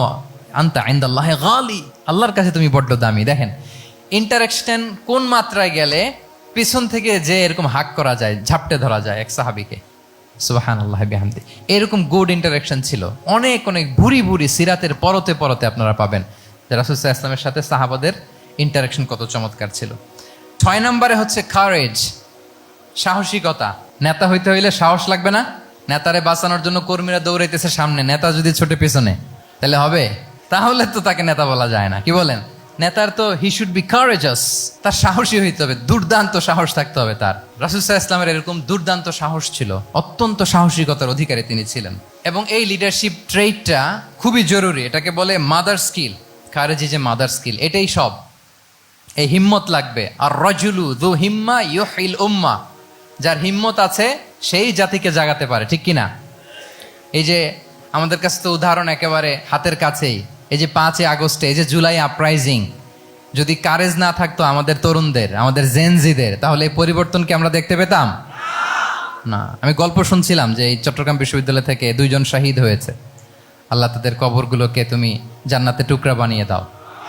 এই যে আমাদের তরুণরা তাজা রক্ত দিয়ে একটা চেঞ্জ এনেছে, পরিবর্তন, এটা তো কারেজ, তাদের সাহসিকতার বহিঃপ্রকাশ, ঠিক কিনা? এটা লাগবে। কেউ যদি লিড দিতে চায়, লিডার হতে চায়, তার এটা লাগবে, মাস্ট। রাসূল সাল্লাল্লাহু আলাইহি ওয়াসাল্লাম অত্যন্ত সাহসী ছিলেন। 2-একটা উদাহরণ আমরা সিরাত থেকে দেখি। একবার মদিনাতে রাত্রিবেলা বিকট একটা আওয়াজ হলো, বিকট এত আওয়াজ, সবাই ঘুম থেকে জেগে গেল। ঘুম থেকে জেগে সবাই হতভম্ব, কিরে এত আওয়াজ তো মদিনাতে কখনো শুনি না। ঘটনা কি? কেউ ঘোড়া নিয়ে, কেউ উট নিয়ে, কেউ খচ্চর নিয়ে, কেউ এমনি খালি পায়ে ছুটতে আরম্ভ করলো আওয়াজের দিকে, দেখি যাই কোথায় কি হলো। সবাই ছুটতে ছুটতে মাঝপথে যেয়ে দেখে রাসূল সাল্লাল্লাহু আলাইহি ওয়াসাল্লাম আওয়াজ কোথায় হয়েছে, কোত্থেকে হয়েছে দেখে ফিরে আসতেছে, আর বলতেছে লান তুরাউ, ডোন্ট ওয়ারি, আরে ভয় নাই, ভয় নাই, দেখে আসছে আমি, আল্লাহু আকবার, ভয় নাই, আমি দেখে আসছি, এভরিথিং ইজ ফাইন দেয়ার, সব ঠিক আছে, যাও ফিরো মদিনায় ফিরো। সবাই ভয় পেয়ে ঘোড়া টোরা ও ঠাকিয়ে ছুটতে আরম্ভ করছে। অনেক দূর যাওয়ার পরে দেখে রাসূল সাল্লাল্লাহু আলাইহি ওয়াসাল্লাম আবু তালহা রাদিয়াল্লাহু তাআলা আনহুর একটা খুবই ক্ষিপ্ত ঘোড়া নিয়ে উনি দেখে ভিজিট করে ফিরে আসতেছেন। সুবহানাল্লাহ। তাইলে বিপদ ঘটলে নেতা থাকতে হবে কই, সামনে না পেছনে? আমাদের নেতারা থাকে কই? নাকি পেছনেও খুঁজে পাওয়া যায় না? It's a big crisis. নেতা থাকবে কোথায়? Front liner. Leader should be front liner. উনি তো লিড দিবে, নেতৃত্ব দিবে। এখন ওনারা যদি খুঁজে পাওয়া না যায়, তাহলে থাকবে কিছু না। এই যে শিখতে হবে আমাদের, যেমনটা রাসূল সাল্লাল্লাহু আলাইহি ওয়াসাল্লাম করলেন। বিকট আওয়াজ, উনি আগে চলে গেছে, কাউকে না বলে দেখে টেকে চলে আসতেছে। আল্লাহু আকবার। হুনাইনের যুদ্ধে এক পর্যায়ে মুসলমানরা পর্যদুস্ত হয়ে যাচ্ছিল, আপনারা অনেকে জানেন। To make the long story short, পুরো ঘটনাটা আমি আনবো না। সাহাবারা দিক বিদিক ছুটতে আরম্ভ করলো, পাহাড়ের উপর থেকে এমন প্রবল বেগে তীর ছোড়া হচ্ছিল, সাহাবারা টিকতে পারছিলেন না, কেউ এদিকে কেউ ওদিকে। রাসূল সাল্লাল্লাহু আলাইহি ওয়াসাল্লাম এই তীর তলোয়ারকে উপেক্ষা করে সামনে যেয়ে দাঁড়ালেন ঢালের মতো, আর বললেন আনা নবিয়্যু লা কাযিব আনা ইবনু আব্দুল মুত্তালিব। এই সাহাবারা, আনা নবিয়্যু লা কাযিব, আমি সত্য নবী, আমার দিকে ফেরো, I'm the grandson of Abdul Muttalib, আমি দাঁড়িয়ে আছি, ফেরো। রাসূল সাল্লাল্লাহু আলাইহি ওয়াসাল্লামের যখন এই সাহসী স্টেটমেন্ট তারা পেলেন, আবার আল্লাহু আকবার ধ্বনি নিয়ে সাহাবারা সামনের দিকে এগিয়ে গেছেন। এই যে আগালেন, আর পিছু ফিরলেন না, হুনাইন জয় করেই ছাড়লেন। আল্লাহু আকবার। তাহলে ইতিহাসের পরতে পরতে, সিরাতের পরতে পরতে আমরা দেখবো যে রাসূল সাল্লাল্লাহু আলাইহি ওয়াসাল্লাম হি ওয়াজ এ হাইলি কারেজাস, অনেক সাহসী একজন ব্যক্তিত্ব ছিলেন, অত্যন্ত সাহসী পুরুষ ছিলেন। তাহলে নেতা হইতে হইলে তার কি লাগবে? সাহসিকতা লাগবে, তার তো লিড দিতে হবে ফ্রন্ট লাইন থেকে। এবং কাপুরুষতা, ভীরুতা, এটা থেকে রাসূল সাল্লাল্লাহু আলাইহি ওয়াসাল্লাম পানা চেয়েছেন। আল্লাহুম্মা ইন্নী আউযু বিকা মিনাল হাম্মি ওয়াল হাসান ওয়া আউযু বিকা মিনাল আজজি ওয়াল কাসাল ওয়া আউযু বিকা মিনাল জুবনি ওয়াল বুখল। জুবন মানে কি? ভীরুতা, কাপুরুষতা। হে আল্লাহ, আমি ভীরুতা থেকে, কাপুরুষতা থেকে পানাহা চাই। আমরা যেন কাপুরুষ না হই, আমরা যেন ভীরু না হই, আমরা যেন সত্যের বীর সেনানী হয়ে আবু সাঈদের মতো এরকম 2 হাত প্রসারিত করে দাঁড়াতে পারি, ঠিক কিনা? এই যে কারেজাস আবু সাঈদ, হ্যাঁ, is the icon of courage of Bangladesh. কি বলেন? এই যে বুক টান টান করে যে হাত 2টা প্রসারিত করে দাঁড়ালো, আল্লাহু আকবার। গোটা বিশ্ব এখন তাকে আইকনিক ফিগার হিসেবে মেনে নিস। কি বলেন? গোটা বিশ্ব তাকে চিনছে, তার জন্য দোয়া করছে। তাহলে courage, it's an essential leadership trade, এটা লাগবে প্রিয় ভাইয়েরা। আল্লাহ তাআলা এই কারেজ, এই সৎ সাহস দিয়ে আমাদেরকে ধন্য করুক। 7 নম্বরে হচ্ছে কনফ্লিক্ট রিজলভিং এবিলিটি, বিরোধ নিষ্পত্তি করার মতো যোগ্যতা থাকতে হবে নেতার। অর্থাৎ নেতা হইতে হবে এমন যে বিরোধকে নিষ্পত্তি করে দিতে পারে, মিটমাট করে দিতে পারে, ঝগড়া লাগলে মিটায়ে দিতে পারে। এটা গুরুত্বপূর্ণ কোয়ালিটি না নেতার জন্য? কি বলেন? রাসূল সাল্লাল্লাহু আলাইহি ওয়াসাল্লামের কিন্তু এটা ছিল, বিরোধ নিষ্পত্তি করা। রাসূল সাল্লাল্লাহু আলাইহি ওয়াসাল্লাম মক্কা থেকে মদিনায় যে 1 ঘন্টায় বছরের পর বছর চলে আসা যুদ্ধ, they use to fight each other, Aws and Khazraj, 1 ঘন্টায় যুদ্ধ থামাই দিয়েছেন। আল্লাহু আকবার। He was a very good mediator and arbitrator. রাসূল সাল্লাল্লাহু আলাইহি ওয়াসাল্লাম অত্যন্ত ভালো মধ্যস্থতাকারী ছিলেন, ভালো মধ্যস্থতাকারী তিনি ছিলেন। তিনি থামিয়ে দিতে পারতেন, বিরোধকে থামাতে পারতেন। আপনারা জানেন যে মক্কায় একবার সম্ভবত অগ্নিকাণ্ডের কারণে কাবা ঘর জ্বলে গিয়েছিল, ধ্বংস হয়েছিল, কিছু অংশ নষ্ট হয়ে গিয়েছিল। কাবাকে রিনোভেট করা হয়েছিল, ফলে কাবার একটা কর্নারে যে ব্ল্যাক স্টোন কর্নার, রুকনুল হাজারিল আসওয়াদ, হাজরে আসাদ পাথরকে সরিয়ে রাখা হয়েছিল। এখন কাবা যখন পুনর্নির্মাণ শেষ, ওই হাজরে আসাদ পাথরকে আবার তার জায়গায় রাখা হবে। কিন্তু কে রাখবে? সবাই রাখতে চায়। সব দলের নেতারা বলে আমরা রাখবো। এক দলের নেতা বলে যে আমি রাখবো, এটা অনেক very prestigious and dignified issue, এই প্রেস্টিজ আমরা কাউকে নিতে দিব না। আরেক দলের নেতা বলে না, আমাদের পাওয়ার বেশি, আমরা রাখবো। আরেক দলের নেতা বলে যে না, এটা আমাদেরই। আরেকজন বলে রক্তের গঙ্গা বইয়ে দিব মক্কায়, কিন্তু এই সম্মান হাতছাড়া হতে দেব না। এখন জাতীয় 4 নেতা গেছে 4 দিকে, সমাধান তো নাই। পাথর কয়টা? পাথর তো মাত্র একটা। ইন দ্য মিন টাইম রাসূল সাল্লাল্লাহু আলাইহি ওয়াসাল্লাম আসলেন। রাসূল সাল্লাল্লাহু আলাইহি ওয়াসাল্লামকে দেখেই সবাই হ্যাপি। সবাই বলে যা আমিনুন রাদিনা বি, এই তো আলামিন আসছে, ওই ফয়সালা করবে। আল্লাহ রাসূল সাল্লাল্লাহু আলাইহি ওয়াসাল্লাম বললেন কি হয়েছে? এই ঘটনা। জাতীয় 4 নেতা বলে এই পাথর নিয়ে তারা নিজেরা রাখবে, কাউকে দিবেন। রাসূল সাল্লাল্লাহু আলাইহি ওয়াসাল্লাম বললেন ঠিক আছে, একটা চাদর নিয়ে আসো। চাদর নিয়ে আসা হলো। এবার জাতীয় 4 নেতা চাদরের 4 কর্নার ধরে দাঁড়ালো। রাসূল সাল্লাল্লাহু আলাইহি ওয়াসাল্লাম নিজ হাতে হাজরে আসওয়াদ তুলে চাদরের মাঝখানে রাখলেন। এবার 4 নেতাকে বললেন আসো তোমরা আমার সাথে। তারা আগাতে লাগলো। কাবা ঘরের সামনে যখন আসলো, রাসূল সাল্লাল্লাহু আলাইহি ওয়াসাল্লাম নিজ হাতে, ওনার বরকতময় হাতে আবার হাজরে আসওয়াদ ধরে ঠিক জায়গা মতো রেখে দিলেন। এতক্ষণ কিন্তু 4 নেতা কি বলছে? কাউরে ধরতে দিব না, কাউকে। কিন্তু এখন চাদরের কোনা ধরেই happy. This is called conflict resolving ability. একজন নেতার এরকম কনফ্লিক্ট, সমাজে যখন এই ধরনের বিরোধ তৈরি হয়, ঝামেলা তৈরি হয়, মারামারির মতো পরিস্থিতি তৈরি হয়, সংঘাতের মতো একটা সিচুয়েশন হয়, নেতা এটাকে রিজলভ করার ক্যাপাসিটি, এবিলিটি তার থাকতে হবে। আল্লাহ রাসূল সাল্লাল্লাহু আলাইহি ওয়াসাল্লামকে আল্লাহ তাআলা এটা দিয়েছিলেন। আল্লাহু আকবার। শুধু বড় বড় জিনিস না, ছোট ছোট জিনিসও করতে হয়। লেটস সে নিজ দলের নেতাকর্মীদের মধ্যে মারামারি, নিজ দেশের ভেতরে মারামারি, দেশের সাথে প্রতিবেশী দেশের বিরোধ, রিজিওনাল সুপার পাওয়ার হলে আশেপাশের অনেকগুলো দেশের মধ্যে বিরোধ, আপনাকে নেতা হয়ে এগুলো মিটমাট করে দিতে হবে। সুপার পাওয়ার যদি হয়ে যান, গোটা বিশ্বের যেখানে ঝামেলা লাগে, দেখেন না বড় বড় মোরলরা কি করে? ওই কাতারে বসে বসে ওই আফগানিস্তান, তারপর ওই ইসরায়েল, কাতার মিলাই দিচ্ছে। দেখেন না এগুলো নিউজে আপনারা? This is called conflict resolving ability. কনফ্লিক্টকে রিজলভ করতে জানতে হয়। রাসূল সাল্লাল্লাহু আলাইহি ওয়াসাল্লাম এরকম রাষ্ট্রীয় পর্যায়ে, বড় বড় সামাজিক পর্যায়ে, এমনকি ফ্যামিলি অ্যাফেয়ার্সের মধ্যে যত বিরোধ লাগতো, রাসূল সাল্লাল্লাহু আলাইহি ওয়াসাল্লাম মিলাই দিতেন। আল্লাহু আকবার। ফ্যামিলি কাউন্সিলিং, এজন্য প্রত্যেক ইমাম খতিবদের এই কাউন্সিলিং এর উপর ট্রেনিং নেওয়া দরকার। আমাদের পরিবারগুলো ভেঙে যাচ্ছে, পরিবারগুলো কি হচ্ছে? ভেঙে যাচ্ছে। আমি পশ্চিমা দেশে আমাদের অনেক স্কলারদের দেখেছি, যারা ইমাম এবং খতিব, তাদের আলাদা করে উইকলি 7 ঘন্টা, 8 ঘন্টা, 10 ঘন্টা এরকম রাখতে হয় ফ্যামিলি কাউন্সিলিং এর জন্য। যাদের মধ্যে বিরোধ, হাজব্যান্ড ওয়াইফের ঝামেলা চলতেছে, উনি কাউন্সিলিং করে। এটা খুব জরুরি। আল্লাহ রাসূল সাল্লাল্লাহু আলাইহি ওয়াসাল্লাম এটা করতেন, সাহাবাদের মধ্যে করতেন, ইভেন নিজের স্ত্রীদের মধ্যেও করতেন। সহিহ বুখারীতে এসেছে, ওনার স্ত্রীদের মধ্যে 2টা গ্রুপ ছিল। পজিটিভলি নেন, 2টা গ্রুপ, আবার এটা ওই গ্রুপ মনে করেন না। অর্থাৎ মানবিক কারণে সামান্য যে জেলাসি থাকে এক স্ত্রীর সাথে আরেক স্ত্রীর, এটা তো খুব স্বাভাবিক। ওই ওনাদের মধ্যে একসাথে তো অ্যাট এ টাইমে খুব সম্ভবত 9 জন স্ত্রী বেঁচে ছিলেন। হাফসা রাদিয়াল্লাহু তাআলা আনহাকে কেন্দ্র করে একটা গ্রুপ, আয়েশা রাদিয়াল্লাহু তাআলা আনহাকে কেন্দ্র করে একটা গ্রুপ। তাদের মধ্যে অনেক কথাবার্তা, কিছু মানবিক কারণে যেগুলো হয়, এটা কিন্তু ছিল। রাসূল সাল্লাল্লাহু আলাইহি ওয়াসাল্লাম প্রায় ওনাদেরকে নিয়ে বসে এগুলো রিজলভ করে দিতেন। ওনার নিজের কন্যা ফাতেমা রাদিয়াল্লাহু তাআলা আনহার সাথে আলী রাদিয়াল্লাহু তাআলা আনহার যদি মনোমালিন্যের ঘটনা ঘটতো, এগুলো উনি রিজলভ করে দিতেন। এবং খুব কাছাকাছি ছিল কিন্তু ঘর। যারা মদিনায় মাআরিদুস সিরান নাবাবিয়া ওগুলোতে গিয়েছেন, দেখবেন যে রাসূল সাল্লাল্লাহু আলাইহি ওয়াসাল্লামের ঘরের পাশেই অন্যান্য স্ত্রীদের ঘরগুলো একটার পর একটা, পাশেই ফাতেমা রাদিয়াল্লাহু তাআলা আনহার ঘর। একবার তিনি দুপুরবেলা ফাতেমা রাদিয়াল্লাহু তাআলা আনহার ঘরে গেলেন, যে দেখেন যে ঘরে আলী রাদিয়াল্লাহু তাআলা আনহু নেই। তো জিজ্ঞেস করলেন যে আইনা ইবনু আম্মি, কোথায় আলী, কোথায়? তো বললেন যে কানা বাইনি ওয়া বাইনাহু শাই, আমাদের মধ্যে একটু ঝগড়াঝাটি হয়েছে আর কি, মনোমালিন্য হয়েছে। ফাগাদাবানি, উনি একটু রেগে গেছেন আমার উপর। ফাখারাজা ফালাম ইয়াকিল ইনদি, প্রত্যেকদিন খাওয়ার পরে তো এখানেই কাইলুলা করে, আজকার ঘরে কাইলুলা করে নাই, কই যেন চলে গেছে। তো কোথায় গেল? রাসূল সাল্লাল্লাহু আলাইহি ওয়াসাল্লাম লোক পাঠালো, খুঁজে দেখো আলী কোথায়। আলী রাদিয়াল্লাহু তাআলা আনহু উনি মনের কষ্ট নিয়ে মসজিদে নববীর মধ্যে শুয়ে আছেন।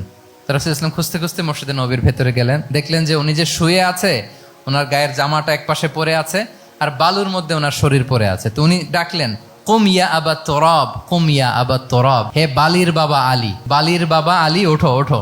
মজা করে বললেন যে ইয়া আবা তোরাব, যেহেতু বালি লেগে আছে গায়ে, বালির বাবা আলী ওঠো। ওখান থেকে ধরে এনে ফাতেমা রাদিয়াল্লাহু তাআলার কাছে নিয়ে আস, দুইজনকে পাশে বসি, এই যে আবার মিটমাট।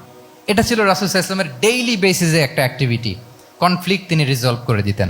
সেই বুখারীতে একটা অধ্যায় আছে কিতাবুস সুলহি ফিল বুখারীতে আছে কিতাবুস সুলহ, এটার নাম, অধ্যায়টার নাম হচ্ছে কিতাবুস সুলহ, মানে মীমাংসা করে দেওয়ার অধ্যায়। একটা পরিচ্ছেদ আছে, পরিচ্ছেদের নাম হচ্ছে বাবু কওলিল ইমামি লি আসহাবিহি ইযহাবু বিনা নুসলিহ বাইনাহুম। রাসূল সাল্লাল্লাহু আলাইহি ওয়াসাল্লাম প্রায় বলতেন যে আমাকে নিয়ে যাও, আমি মিলাই দিব। ঝগড়া ঝাঁটি মারামারির কথা শুনলে রাসূল সাল্লাল্লাহু আলাইহি ওয়াসাল্লামের বিখ্যাত ডায়লগ এটা। উনি বলতেন, আরে ঝগড়া, ইযহাবু বিনা, আমি আসি না, আমারে নিয়ে যাও, আমি মিলাই দিব। আমাকে নিয়ে যাও, আমি সংশোধন করে দিব। আল্লাহু আকবার। তাহলে কনফ্লিক্ট রিজলভিং এবিলিটি এটা একজন নেতার থাকা চাই। 8 নম্বরে হচ্ছে visionary. A leader should be futuristic. সময়ের আগে চলতে পারা, এটা নেতার কাজ। He should see beyond the boundary, out of the box. তাকে আউট অফ দ্য বক্স চিন্তা করতে হবে। কর্মীরা যদ্দূর দেখে এরপর থেকে নেতা দেখা শুরু করবে, তখন সেই হয়ে উঠবে নেতা। এটাকে বলে ভিশনারি। এই ট্রেডটা একটা লিডারশিপ ট্রেড, খুব গুরুত্বপূর্ণ লিডারশিপ ট্রেড, মানে ফারসাইটেডনেস থাকা, দূরদর্শিতা থাকা, ফিউচারিস্টিক অ্যাটিটিউডের হওয়া, সময়ের আগে চলতে পারা, মানে আগ থেকে আন্দাজ করতে পারা। রাসূল সাল্লাল্লাহু আলাইহি ওয়াসাল্লামের মধ্যে এটা ছিল। কেমন ছিল? ওনার দুই একটা উক্তি আমি কয়েকটা হাদিস শেয়ার করি। তিনি বলতেন, ইন্নাল্লাহা জাওয়ালি আল আরদা ফারাআইতু মাশআরিকাহা ওয়া মাগারিবাহা ওয়া ইন্না মুলকা উম্মতি সায়াবলুগু মুলকুহা মা যুবিয়ালি মিনহা।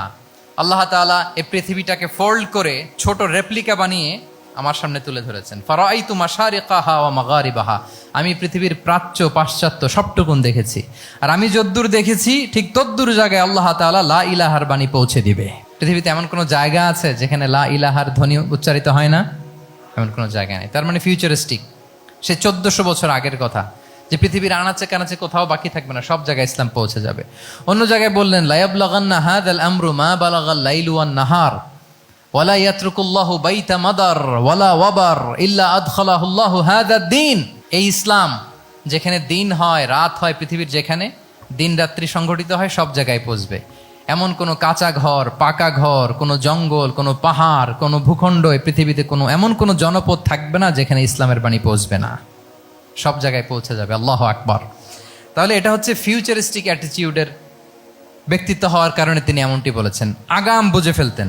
আপনারা হুদাইবিয়ার সন্ধির কথা জানেন না? হুদাইবিয়ার ট্রিটির কথা শুনেছেন না? 1400 সাহাবা গিয়েছিলেন ওমরা করতে, ওরা ওমরা করতে দিবে না, সন্ধি করো। তো কি সন্ধি? বলে যে রসুলুল্লাহ লেখা যাবে না, মোহাম্মদ রসুল্লাহ, নো রসুল্লাহ, রসুল্লাহ কাটো। সাহাবিরা বলে আমরা কাটতে পারবো না। রাসূল ইসলাম বললেন না না, কেটে ফেলো। কাটা হলো। এই বছর ওমরা করতে পারবো না, সাহাবারা বলে আমরা মানি না। রাসূল ইসলাম বললেন এটাও মেনে নাও। আগামী বছর আসবা ওমরা করতে, থাকতে পারবা মাত্র 3 দিন। কয়দিন? সাহাবিরা বলে অসম্ভব, এটা আমাদের ভূখণ্ড, আমরা যতদিন মনে চায় থাকবো। রাসূল ইসলাম বললেন না না, বাদশেদ না, মেনে নাও।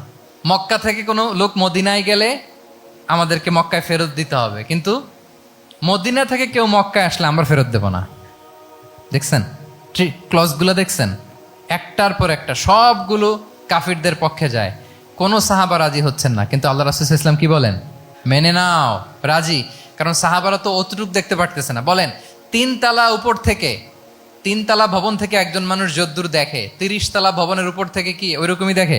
পানোরামিক ভিউ দেখে, সে অনেক বড় করে দেখে। আর 3 তালা উপর থেকেই সামান্য কিছু দেখে। রাসূল সাল্লাল্লাহু আলাইহি ওয়াসাল্লাম অনেক দূর দেখতে পাচ্ছিলেন। তিনি চিন্তা করলেন, কিছু বছর যদি আমাদের মধ্যে দাঙ্গা হাঙ্গামা যুদ্ধ বন্ধ থাকে, আমরা গ্লোবালি ইসলামকে ছড়াই দিতে পারবো। শান্তভাবে মদিনাতে একটা স্ট্রং ইসলামিক কমিউনিটি আমরা তৈরি করতে পারবো। আল্লাহু আকবার। এবং তিনি দেখতে পাচ্ছিলেন, ইন্না ফাতাহনা লাকা ফাতহাম মুবিনা। এই হুদাইবিয়ার এই চুক্তি, যেটা আদতে অ্যাপারেন্টলি মনে হচ্ছে সব আমাদের বিপক্ষে যায়, আসলে এইটাই আমাদেরকে ভূমি ধস জয় এনে দিবে। আল্লাহু আকবার। এবং সেটাই হয়েছে। 9 নাম্বার হচ্ছে রেজিলিয়েন্স। এটা একটা চমৎকার লিডারশিপ ট্রেট। রেজিলিয়েন্স মানে সংকট কাটিয়ে ঘুরে দাঁড়াবার সামর্থ্য, মানে যাকে কেউ থামাতে পারে না। আনস্টপেবল, আনস্টপেবল, কোনো কিছু তাকে থামাতে পারে না। লেগে থাকার মানসিকতা, টিকে থাকার মানসিকতা, সহজে হার না মানা, আবার ঘুরে দাঁড়ানো, এটার বলে রেজিলিয়েন্স। এই ক্যাপাসিটি, এই কোয়ালিটি রাসূল সাল্লাল্লাহু আলাইহি ওয়াসাল্লামের মধ্যে ছিল। হি ওয়াজ আনস্টপেবল, হ্যাভিং আনবিলিভেবল সাবর। কোনো কিছু রাসূল সাল্লাল্লাহু আলাইহি ওয়াসাল্লামকে থামাতে পারে নাই। পেরেছে? বলেন, পেরেছে কেউ থামাতে? ছোটবেলা থেকে স্ট্রাগল করে একটার পর একটা স্ট্রাগল ফেস করে বড় হয়েছেন। জন্মের আগেই তো ওনার পিতাকে আল্লাহ তাআলা উঠিয়ে নিলেন। তার মানে বাবাকে নিজ চোখে এই দুনিয়াতে আমাদের প্রিয় নবীজি দেখে যান নাই। আল্লাহ রাসূল সাল্লাল্লাহু আলাইহি ওয়াসাল্লাম ওনার বাবাকে, পিতাকে দেখছেন? দেখেন নাই। ওনাদের আমেনা এবং আব্দুল্লাহ, ওনাদের সংসার ছিল মাত্র সপ্তাহখানেক, এক সপ্তাহের সংসার। এই সপ্তাহখানেকের সংসারেই আল্লাহ তাআলা রাসূল সাল্লাল্লাহু আলাইহি ওয়াসাল্লামকে ওনার মায়ের পেটে পাঠিয়েছেন। আব্দুল্লাহ চলে গেলেন ব্যবসায়, ফিরে আসার পথে ওখানেই মারা গেলেন, ইয়াসরিবে। তার মানে জন্মের আগেই বাবাকে হারালেন, ইয়াতিম হয়ে দুনিয়াতে আসলেন। এরপরে মাকে হারালেন, এরপরে দাদাকে হারালেন, এরপরে চাচাকে হারালেন।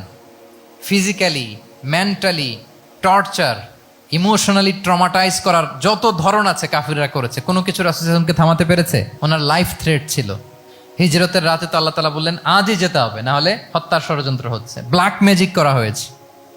রাসূল সাল্লাল্লাহু আলাইহি ওয়াসাল্লাম খাসির মাংস, খাসির যে বাজুর মাংস, এটা পছন্দ করতেন। খাইবারে এক ইহুদি নারী এই খাসির মাংসের মধ্যে বিষ মিশিয়ে, পয়জন দিয়ে রাসূল সাল্লাল্লাহু আলাইহি ওয়াসাল্লামকে খাইয়েছিল হত্যার জন্য। একটার পর একটা। বলেন রাসূল সাল্লাল্লাহু আলাইহি ওয়াসাল্লামের মিশন থেকে এক চুল পরিমাণ ওনাকে পেছনে নেওয়া গিয়েছে?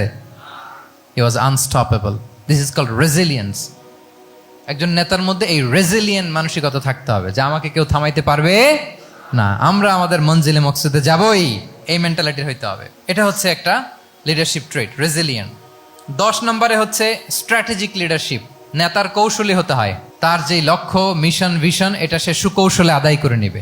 শুধু স্ট্র্যাটেজি নিয়ে, রাসূল সাল্লাল্লাহু আলাইহি ওয়াসাল্লামের স্ট্র্যাটেজি নিয়ে সুদীর্ঘ আলোচনা হতে পারে। আমি দুই একটা স্ট্র্যাটেজির কথা বলি, দুই একটা ওয়ার স্ট্র্যাটেজি। যুদ্ধের ময়দানে উনি কি স্ট্র্যাটেজি অবলম্বন করতেন দেখেন।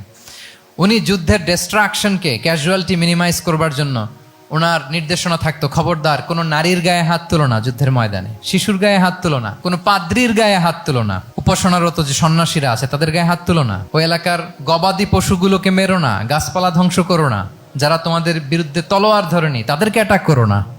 আল্লাহু আকবার, হোয়াট এ স্ট্র্যাটেজি! এবং যুদ্ধ চলাকালীন সময়ে সব সৈনিককে উনি এক জায়গায় মোতায়েন করতেন না, 5 ভাগে ভাগ করে নিতেন। ডান পাশে মাইমানা, বাম পাশে মাইসারা, সামনে হচ্ছে মুকাদ্দিমাতুল জাইশ, মাঝখানে কালব, পেছনে খালফ। এইভাবে 5টা ব্যাটালিয়নে ভাগ করে তারপরে তিনি যুদ্ধ পরিচালনা করতেন।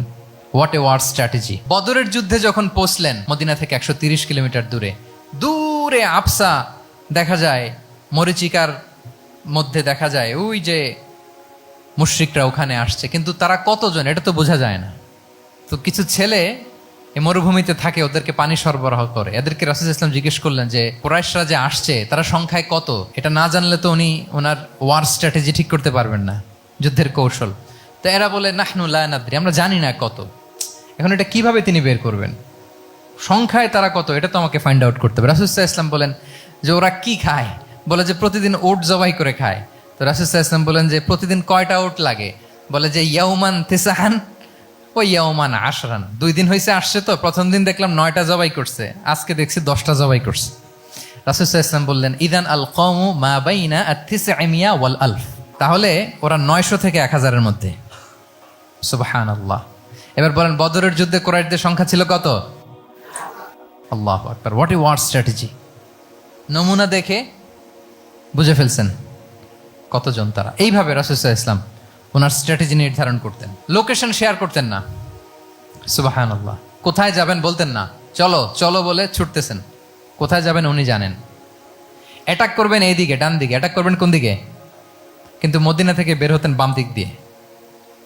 অ্যাটাক করবেন উত্তরে, মদিনা থেকে বের হতেন কোন দিক দিয়ে? দক্ষিণ দিক দিয়ে। যে রাতে হিজরত করবেন মদিনা উত্তর দিকে, উনি দক্ষিণ দিকে চলে গেছেন গারে সাউরে 3 দিন থেকে আগে, ওরা যাতে বুঝতে না পারে। সুবহানাল্লাহ। এটা ছিল রাসূল সাল্লাল্লাহু আলাইহি ওয়াসাল্লামের ওয়ার স্ট্র্যাটেজি। এবং সবাই যেই পথে মক্কা থেকে মদিনা যায় উনি কিন্তু ওই পথে যাননি। ক্যারাভেনগুলো, কাফেলাগুলো যেই পথে মক্কা থেকে মদিনা ইউজুয়াল রুট যেটা, যাননি। সাওয়াহেলি পথে, সাগরের পাশ দিয়ে স্পেশাল একজন গাইড ভাড়া করে তিনি গিয়েছেন। আল্লাহু আকবার। This is called strategy. তাহলে স্ট্র্যাটেজিক লিডারশিপ লাগবে। একজন নেতার স্ট্র্যাটেজিক প্ল্যানিং ঠিক করা লাগবে। এটা তাকে সামনের দিকে আগাতে অনেক সহায়তা করবে। 11 নম্বর, প্র্যাকটিক্যাল উইজডম, অর্থাৎ প্রজ্ঞা থাকতে হবে। একজন নেতা যে ডিসিশনগুলো সে মেক করবে এটা প্রজ্ঞায় সুসজ্জিত হইতে হবে। আল্লাহ রাসূল সাল্লাল্লাহু আলাইহি ওয়া আলিহি ওয়াসাল্লামের যতগুলো সিদ্ধান্ত ছিল, কাজ ছিল, কোনোটাই প্রজ্ঞা থেকে খালি ছিল না, সবগুলো ছিল প্রজ্ঞায় সমৃদ্ধ। ভুরি ভুরি উদাহরণ হাজির করা যেতে পারে। আমি 2টা উদাহরণ দিই। মাক্কি জীবনের একটা উদাহরণ দিই। রাসূল সাল্লাল্লাহু আলাইহি ওয়াসাল্লাম মক্কাতে নবুয়তের ৫ম বৎসরে যখন নও-মুসলিম সাহাবাদের উপর অত্যাচারের মাত্রা মারাত্মক বেড়ে গেল, রাসূল সাল্লাল্লাহু আলাইহি ওয়াসাল্লাম সাহাবাদেরকে হিজরতে পাঠালেন। বলেন তো কোথায় পাঠিয়েছিলেন? সবাই বলুন। আবিসিনিয়াতে, বর্তমান ইথিওপিয়া, ইরিত্রিয়া, ওই এরিয়াতে আবিসিনিয়াতে তিনি পাঠালেন। বললেন যে দেয়ার ওয়াজ এ জাস্ট কিং আসহামা নেগাস। বললেন যে ওখানে আবিসিনিয়াতে যাও, ওখানে আসহামা নামে নাজ্জাশী একজন বাদশাহ আছে, খুব ভালো। তাদেরকে পাঠালেন নবুয়তের ৫ম বছরে। যেতে লাগলো, এক এক সময় এক এক সাহাবী যায়, যে ওখানে বড় একটা বেস তৈরি হলো, মুসলিম কমিউনিটি তৈরি হলো। এরপর ১৩ বছর পরে মাক্কি জিন্দেগির ১৩ বছর শেষ করে নবুয়তের রাসূল ইসলাম কোথায় চলে গেলেন? মদিনায়। মদিনায় যে রাসূল ইসলাম একটা ইসলামী স্টেট তিনি প্রতিষ্ঠা করলেন। প্রথম হিজরি যায়, দ্বিতীয় হিজরি যায়, একটার পর একটা যুদ্ধ যায়, মুসলিম কমিউনিটি বাড়ে, কমপ্লিট ইসলামিক স্টেট হয়ে যায়। কিন্তু ওই আবিসিনিয়া থেকে ওই গ্রুপ আর ফিরে না। নবুয়তের ৫ম বৎসরে যে গ্রুপকে রাসূল ইসলাম জাফর ইবনে আবু তালেবের নেতৃত্বে আবিসিনিয়ায় পাঠিয়েছিলেন, তারা মদিনায় কোন হিজরিতে আসছে জানেন? এইটা যদি কেউ উত্তর দিতে পারে তাহলে বুঝবো he is very genius in সিরাত। নবম, সপ্তম, মাশাআল্লাহ। কয়জন বলছে? এটা জানতেন? কে কে হাত তোলেন? মাশাআল্লাহ, অনেক জিনিয়াস আছে তো এখানে। হ্যাঁ, লটস অফ জিনিয়াস, মাশাআল্লাহ, মাশাআল্লাহ, তাবারাকাল্লাহ। জি, সপ্তম হিজরিতে এসেছিলেন জাফর ইবনে আবি তালেবের নেতৃত্বে। এখানে হিকমা, রাসূল সাল্লাল্লাহু আলাইহি ওয়াসাল্লামের উইজডমের ব্যাপারটা হচ্ছে, রাসূল সাল্লাল্লাহু আলাইহি ওয়াসাল্লাম আছেন মদিনাতে, একের পর এক কোরআনের আয়াত নাজিল হচ্ছে, আহকামগুলো সাহাবারা প্র্যাকটিস করতেছে, মসজিদে নববী হলো, ইসলামিক স্টেট হলো, বদরের যুদ্ধ হলো, উহুদ হলো, খন্দক হয়ে গেল, সব হয়ে যায়। কিন্তু ওনারা ফিরেন না কেন? ওনারা ফিরলেন সেই সপ্তম হিজরিতে খায়বার বিজয়ের পরে। এবং যেদিন জাফর ইবনে আবি তালেব আবিসিনিয়া থেকে সবাইকে নিয়ে ফিরলেন, রাসূল ইসলাম এত খুশি হলেন, উনি বললেন বি আইয়িহিমা আনা লা আদরি বি আইয়িহিমা আনা আফরাহ বি ফাতহি খাইবার আও বি কুদুমি জাফর। আজকে কোনটাতে আমি বেশি হ্যাপি আমি জানি না, আমার ভাই জাফরকে পেয়ে নাকি খাইবার বিজয়ের কারণ। আমি কনফিউশনে পড়ে গেছি যে এইটাতে বেশি খুশি হইলাম নাকি ওইটাতে। এর কারণ হচ্ছে রাসূল ইসলাম অপেক্ষা করতেছিলেন যে মদিনা এই স্টেটটাকে আগে ইন্টারনাল এবং এক্সটার্নাল যত থ্রেট হতে পারে সবগুলো থেকে আগে সেফ জোন বানাতে হবে। এমনও হতে পারে মদিনা হাতছাড়া হয়ে যেতে পারে। মদিনা যদি হাতছাড়া হয়, মদিনা থেকেও যদি আমার হিজরত করা লাগে, আমি কই যাব? ওইটারে সেকেন্ড বেস, প্ল্যান বি হিসেবে রেখে দিছিলেন যে জাফর তুমি আইসো না, তুমি থাকো, নতুন নতুন যা আয়াত আসবে আমি সাহাবী দিয়ে এই বিধানগুলো পাঠাবো, ওখানে প্র্যাকটিস করতে থাকো, ইউ উইল বি ফাইন দেয়ার, থাকো, আশা লাগবে না। থাকতে থাকতে সপ্তম হিজরি পর্যন্ত, খন্দকের যুদ্ধের মাধ্যমে যখন কুরাইশদের ২০ দাঁত ভেঙে দেওয়া হলো, সপ্তম হিজরিতে যখন খায়বার দুর্গ বিজয় হয়ে গেল, now Islam came as a regional super power. রাসূল ইসলাম বুঝলেন আর ইন্টারনাল থ্রেটও নাই, এক্সটার্নাল থ্রেটও নাই, এবার আর কোনো টেনশন নাই। জাফর ইবনে আবি তালেবকে চিঠি পাঠালেন, তিনি বিশাল বাহিনী নিয়ে মুসলিমদেরকে নিয়ে তিনি ব্যাক করলেন মদিনাতে। আল্লাহু আকবার। This is call wisdom, practical wisdom. রাসূল সাল্লাল্লাহু আলাইহি ওয়াসাল্লামের এইভাবে এমন কোনো সিদ্ধান্ত নাই যেটার পেছনে প্রজ্ঞা ছিল না, প্রত্যেকটা সিদ্ধান্ত ছিল প্রজ্ঞায় সুসজ্জিত। আমরা যদি মদিনার একটা উইজডমের কথা খেয়াল করি, খুব সংক্ষেপে বলি, মদিনাতে আল্লাহ রাসূল সাল্লাল্লাহু আলাইহি ওয়া আলিহি ওয়াসাল্লাম, মদিনার সোসাইটিতে মুনাফিক কারা বলেন তো? এটা কি রাসূল সাল্লাল্লাহু আলাইহি ওয়াসাল্লাম জানতেন না? জানতেন কিনা বলেন? এই জানাটা কি ধারণা বেজ, মানে মনে হয় ও মুনাফিক এরকম, নাকি গাইডেড বাই ওয়াহি, গাইডেড বাই রেভেলেশন? স্বয়ং আল্লাহ তাআলা জানিয়ে দিয়েছেন। এরপরও কোনোদিন রাসূল সাল্লাল্লাহু আলাইহি ওয়াসাল্লাম মানুষের সামনে কাউকে মুনাফিক বলে পরিচয় করিয়ে দেন নাই। মদিনার সোসাইটিতে কেউ জানতো না, বুঝতে পারতো আচরণ মুনাফিকের মতো, কিন্তু রাসূল ইসলাম কখনো বলেন নাই যে ও মুনাফিক। কখনো বলছেন? বলেন নাই। চিন্তা করছেন? আমরা তো কথায় কথায় ফেসবুকে মন মতো না হইলে কি লিখি? বেসড অন অ্যাজাম্পশন, আমার মন মতো হয় নাই, ও মুনাফিক। কিন্তু ওহী দ্বারা সুনিশ্চিত হয়েও রাসূল সাল্লাল্লাহু আলাইহি ওয়াসাল্লাম কাউকে মুনাফিক বলে অ্যাড্রেস করেন নাই। আল্লাহু আকবার। কেন করেন নাই?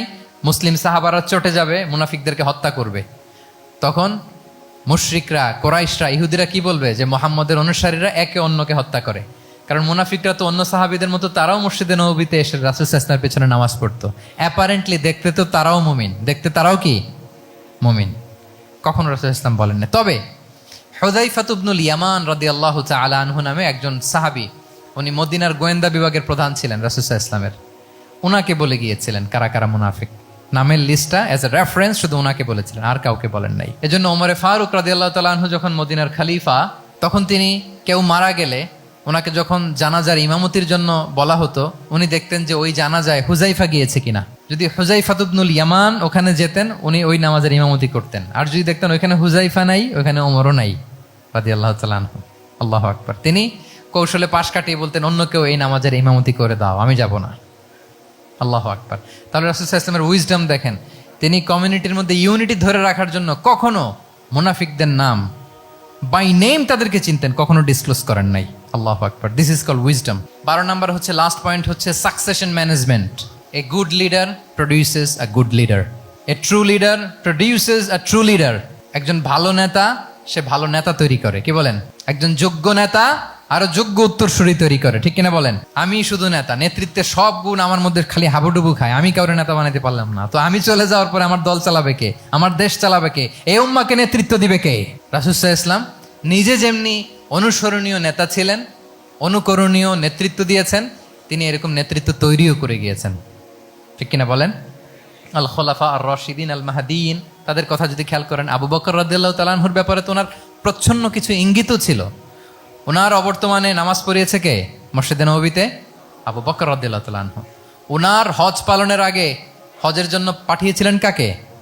নবম হিজরিতে আবু বকর রাদিয়াল্লাহু তাআলা। এগুলো ছিল প্রচ্ছন্ন ইঙ্গিত। এবং সাকিফায়ে বনু সাঈদাতে ওমরে ফারুক বললেন যে আপনাকেই আমরা নেতা মানি, সবাই এক বাক্যে মেনে নিল। আজও ওই জায়গাটা মসজিদে নববীর এক পাশে সাকিফায়ে বনু সাঈদার বড় সাইনবোর্ড আছে, ওখানে বিকেলবেলা আনসারি সাহাবারা বসে গল্প করতেন। ওই জায়গাতে আবু বকর রাদিয়াল্লাহু তাআলা আনহুর খলিফা নির্বাচনের ব্যাপারটা ঘটেছিল। উনি ওসিয়ত করে গিয়েছিলেন ওমরে ফারুক রাদিয়াল্লাহু তাআলা আনহু খলিফা হবেন। ওমরে ফারুককে যখন অ্যাসাসিনেশন করা হলো, উনি একটা প্যানেল করে দিয়ে গেলেন, সেখান থেকে ওসমান রাদিয়াল্লাহু তাআলা আনহু হলেন। ওসমান রাদিয়াল্লাহু তাআলা আনহুর হত্যা পরবর্তী উদ্ভূত পরিস্থিতিতে আলী রাদিয়াল্লাহু তাআলা আনহু হলেন। একজনের চেয়ে আরেকজন শ্রেষ্ঠ, একজনের চাইতে আরেকজনের মানাকে অসাধারণ, অসাধারণ। এই যে নেতৃত্ব রাসূল সাল্লাল্লাহু আলাইহি ওয়াসাল্লাম এটা জীবদ্দশায় তৈরি করেছেন। যার যেখানে ক্যাপাসিটি দেখেছেন তাকে ওই দিকে উদ্বুদ্ধ করেছেন। যার মধ্যে যুদ্ধের ব্যাপারে জ্ঞান দেখেছেন তাকে যুদ্ধের সেনাপতি বানিয়েছেন। Khalid bin Walid, chief of the Muslim military, Muslim বাহিনীর সেনাপ্রধান ছিলেন কে? খালিদ বিন ওয়ালিদ। ওনার দিয়ে কখনো কবিতা লিখতে পাঠাইছেন রাসূল সাল্লাল্লাহু আলাইহি ওয়াসাল্লাম, কিন্তু হাসান বিন সাবিতকে দিয়ে কি করছেন? শুধু কি কবিতা লেখানো, ওনার মিম্বরের পাশে মসজিদে নববীতে আরেকটা মিম্বর বানাই দিয়েছেন, স্টেজ, যে তুমি এখানে দাঁড়িয়ে এমন জ্বালাময়ী কবিতা লিখবে যেন গুজবাম হয় মুসলমানদের, জেহাদের ময়দানের জন্য ঝাঁপিয়ে পড়ে। তাহলে খালিদ বিন ওয়ালিদকে দিয়ে এক কাজ করিয়েছেন, হাসান বিন সাবিতকে দিয়ে আরেক কাজ করিয়েছেন। মুআয ইবনে জাবাল রাদিয়াল্লাহু তাআলা আনহু প্রশাসনিক কার্যক্রম ভালো বুঝতেন। মদিনা রাষ্ট্রের সবচাইতে বড় সিনিয়র আমলা ছিলেন মুআয ইবনে জাবাল, ইয়ামানের গভর্নর করে পাঠিয়েছেন। ওনার এটাতে যোগ্যতা ছিল। যার যেখানে তিনি প্রতিভা দেখেছেন ইসলামের কল্যাণে, রাসূল সাল্লাল্লাহু আলাইহি ওয়াসাল্লাম ওই প্রতিভাগুলোকে কাজে লাগিয়েছেন। এইভাবে ওনার সাকসেশন ম্যানেজমেন্টকে উনি গড়ে তুলেছেন। ফলে ওনার পরবর্তীতে বছরের পর বছর ইসলামী নেতৃত্বের হাল ধরতে মুসলিম উম্মার বেগ পেতে হয় নাই, ঠিক কিনা বলেন? তাহলে এ good leader, a true leader produces A good leader. একজন সফল নেতা সে এরকম আরো অনেক সফল নেতৃত্ব তৈরি করে যায়, তাহলেই তার নেতৃত্ব সামনের দিকে আগাতে থাকে। 12টা জিজ্ঞেস করলে বলা যাবে? হ্যাঁ, নোট করে রাখছেন বোধহয় না? খুব খুশি হয়েছে আমি, মাশাআল্লাহ। শ্রোতা যদি ভালো হয়, শ্রোতা যদি দেখি যে না আমার সাথে সাথে মাথা নাড়ায়, রেসপন্স করে, উত্তর দেয়, তখন কথা বলতেও ভালো লাগে। মানে এত গরমের মধ্যে, এত কষ্টে, অল আর সোয়েটিং, বাট এত মনোযোগের সাথে আপনারা শুনেছেন। আল্লাহ তাআলা আপনাদেরকে কবুল করুক।